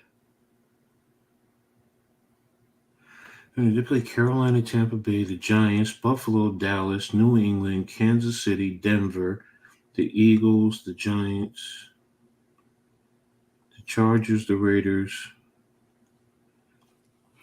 So they're playing the AFC West and the NFC East. Okay. Ooh, that's brutal. As a divisional crossovers. Well, I mean, depends. So yeah. The Bengals are also playing the AFC South too. Mm-hmm. They got the Texans, the Colts, the Titans and who's the other team in their division? I can't remember. Jaguars. Jaguars. I think that's another team that could be sneaky good this year. Jacksonville. I think with the second year under Doug Peterson and Trevor Lawrence getting a second year in that system, plus Ridley, if Calvin Ridley can make his way back over there, it's another added playmaker on the outside. I think Jacksonville could be the team to look out for in that division. Oh, I mean, all right, I'm back. Who else is a threat in their division, though? Maybe the Colts. Because Titans took a step back. The Titans are Tannehill's pretty much playing on his – if he messes up at all, he's going to get benched for Levis. Texans, I think, are getting there, but I think they're at least another year or two away. Mm-hmm. And the Colts, it all depends on Richardson. All depends on Richardson. Peace, bro. Everything all right, NYG? Yeah. So it's you're talking about the AFC South. It has to be Jacksonville. It has to be Jacksonville's division. Mm-hmm. Can you really honestly see the Texans really doing anything this season? You know, I know they got Stroud. I know they had a pretty good draft. You know, I would like to get Coach Dante's opinion on this if he comes back on the show anytime soon. But definitely, man, I think it's Jacksonville's division to lose, man. The Colts, you know, they got AR-15, but right now, you know, they ain't got no bullets. So but they got playmakers on that team. They got playmakers on that team. Yeah, we got Campbell. Who else they got over there? They got Pittman. Pittman's a 1,000-yard receiver. And then they got they got Josh Downs in the slot. They got that kid Jelani Woods, who was really emerging towards the end. And remember, they got Taylor, arguably one of the best running backs in football. Yeah, true. I forgot about him. Colts got an offense. Yeah. It's just they need an offensive line. But their defense, the defense, that's the thing. So Tennessee, and they losing a lot of luster. You know what I'm saying? Step back. And we don't know exactly what they're gonna do with Derrick Henry. You know what I'm saying? So, but outside of that, man, if I'm picking divisions right now, if I'm going through it, I think the AFC East is still Buffalo's. AFC North, I'm going to go with, I'm going to say the Ravens. I know Cincinnati, you know what I'm saying? But I'm going to say the Ravens win this division. Cincinnati will make the playoffs. But with the South, I say Jacksonville. And then with the West, man, it's Kansas City, man, until otherwise noted. You know what I'm saying? I'm never picking against Patrick Mahomes again. Never am I ever picking against that dude. And Andy Reid, man, you know what I'm saying? Andy Reid, man, is working his way into be, you know, greatest of all time type coach. You know what I'm saying? Or, you know, approaching that status, man. You know what I'm saying? If you get a Super Bowl. I'm so fired up. He shot himself off the stream again. No, I'm never going against Patrick Mahomes again. That dude played on one leg, and he still willed his team to a championship. Yeah. That was one of the most impressive performances I've seen a quarterback make in a while in a playoff, with what he was able to do on one leg and still play like he did. That was impressive. Talking about Mahomes? Mm-hmm. Yeah, that was a special performance for him during that playoff last year. Well, I mean, he Mahomes just has that mentality, though. So he does. Just like we talk about certain players in basketball, he's the same way, man. He just he takes no quit. He has no quit in him. He's not giving up. He's fighting to the very end. So, and those are the types of players you respect and you want in your teams, not others who are bitches and crying because they get moved to left tackle. Exactly. Because you suck, Mekhi Becton. That's why you got moved off of our left tackle, because you suck. Exactly. You're not doing that to to Aaron Rodgers. You're not putting him back out there. I mean, I'm not getting started on him again. I just can't. Yeah. I can't. No, the Jets are really taking a big chance with the tackles they got on that team. Dwayne Brown's 38, 39 years old. And then you got Becton, who's coming off 2 years in a row off a severe injury. And then I got the kid Max Mitchell as your third tackle. That's your offensive tackles on the outside that are protecting Aaron Rodgers, who's not the same mobile Aaron Rodgers he was before. You are asking for trouble with that offensive line on the outside. The interior, I think, is going to be all right. But the outside, ooh. They're setting themselves up to be a total clear out after the season. That means GM, head coach, and quarterback. Yes. Aaron Rodgers, after he sees what's happening, he's going to bail. It's like back with the Brett Favre and Mangini. Remember? They went all in for Brett Favre that 1 year, and it ended up backfiring right in their face. And they pretty much detonated that whole entire organization and went after, I think that was Sanchez. Was it Sanchez they drafted in 2009? Or no? Yeah, was it Sanchez? Yes. I think it was Sanchez, because that's the year they went to back-to-back AFC championships. Was 9 and 2010. Yeah, it was Sanchez. Yeah, you're right. Yeah. And then obviously we know what happened the year after that. And that's right. They brought in Rex Ryan too. I mean, Rex Ryan also. So yeah, you're right about that. Yeah. So Jets are taking a really big chance right here with that offensive line they got, especially a tackle. I mean, Dwayne Brown he's okay, and then Becton, nobody should trust Mekhi Becton at either tackle position. Look, that dude I'll is put it to you like this. I wouldn't be surprised if whatchamacallit, what's his name? Max Mitchell. Yeah, I wouldn't be surprised if he starts over Becton at right tackle. I wouldn't either. In fact, he actually wasn't that bad last year when he played until he got hurt. Mm-hmm. So I would not be. I think that might be the better thing for the Jets. What Jet fan honestly has faith that Mekhi Becton, who is pretty much, let's say, he slimmed down and then he put weight right back on, and that's when he blew out his knee twice, 2 years in a row. How can you trust somebody like that to all of a sudden in a contract year who hasn't played in 2 years? How can you trust him to protect your franchise quarterback who is not young anymore? It's not the same Aaron Rodgers it was 10 years ago. You're asking for trouble on the outside. You're asking for Aaron Rodgers to be running for his life with the offensive tackles you have on that roster. I mean, You're asking for Aaron Rodgers to end up with a purple arm, just like Brett Favre did. Exactly, Lou. I mean, that dude is going to be running for his life the entire season because those offensive tackles are not going to be able to withstand, especially some of the pass rushers in that AFC East. I mean, Buffalo's got a lot of good pass rushers on that team. Miami's got some good ones too. Matthew Judon from New England, who led the league in sacks. Good luck. I like the Jets, but it's not going to be pretty for Mr. number 8 over there in Florham Park. You all good, NYG? Yo. NYG? Yeah, NYG, you all right? I wonder if he's on the road right now. No, he ain't on the road. His green screen was behind him.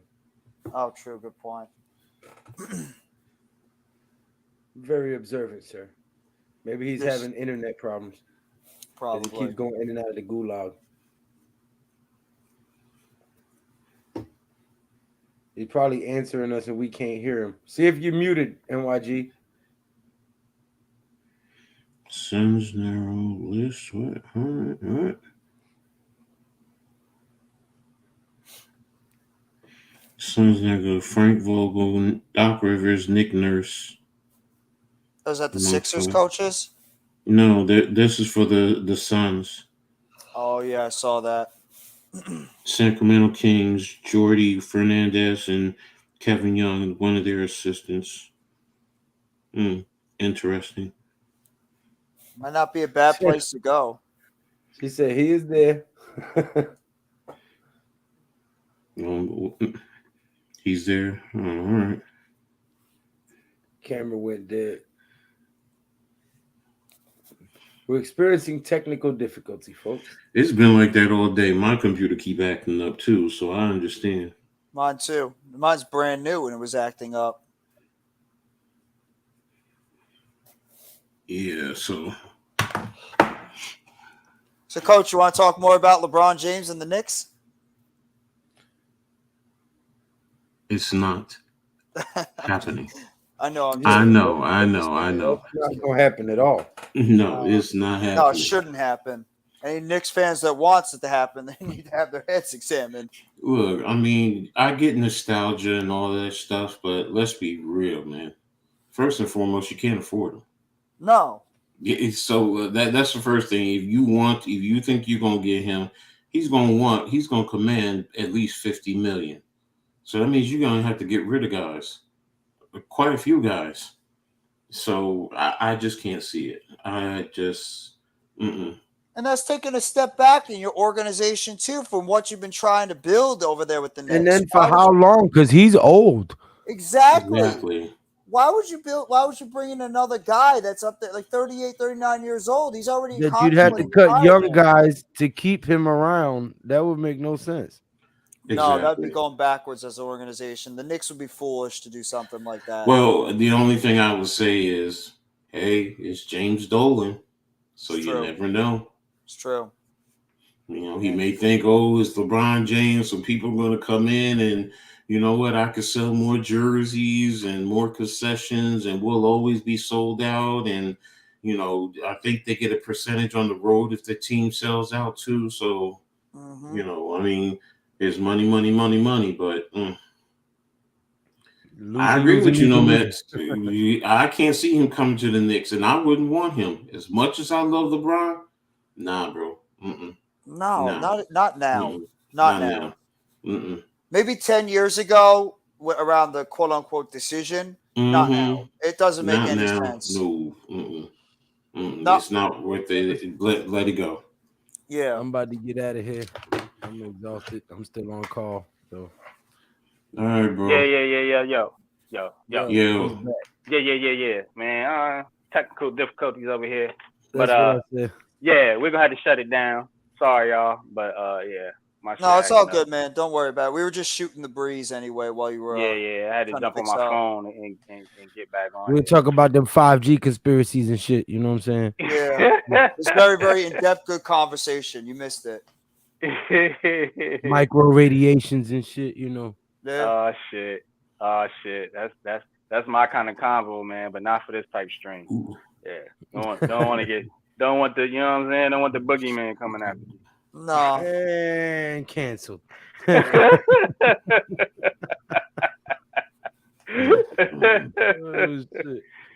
yeah, man. But appreciate all y'all for stopping through, man. You know what I'm saying? I'm gonna have to end this joint. You know what I'm saying? But appreciate all y'all, man. You know what I'm saying? We will be back next Tuesday, same time, same place. You know what I'm saying? So Yankees win, Mets lose. Yankees win, Mets lose. All is right in the world. No, it's not all right. No, it is not all right in the world. It's not. No, you are not going out like that. Yankees win, Mets lose. It's all right in the world. Give me a break. No, I don't want to hear that. I don't want to hear that. I sure deserve it. This time I'll make it to the top. I can't wait until we play you guys in interleague. We're gonna beat your ass this year. Woo! Beat your ass this year. Ain't no ass being beat with the Yankees way, not coming from the Mets. Yo, it's coming from the Mets, all right. You're gonna be getting that Queen's ass beaten. No, you ain't no Queen's ass beating coming this way. Trust me. Oh, the only batting balls that are gonna be smacking is the Yankees up against the Mets. No, those balls are going to be going up against the wall, and the Mets are going to be catching them because they're going to be falling short. That's what's going to be happening. Yeah, the Lions are the polar bear. Polar bear hitting home runs off of Garrett Cole. All right, y'all. I'm gonna I'm gonna end this show, man. You know what I'm saying, man. But definitely appreciate all y'all coming through, man. You know what I'm saying. But I got to go, unfortunately, man. But thank you, definitely, guys. man. Appreciate y'all, man. We'll see you soon. Peace. Have a good one, everybody.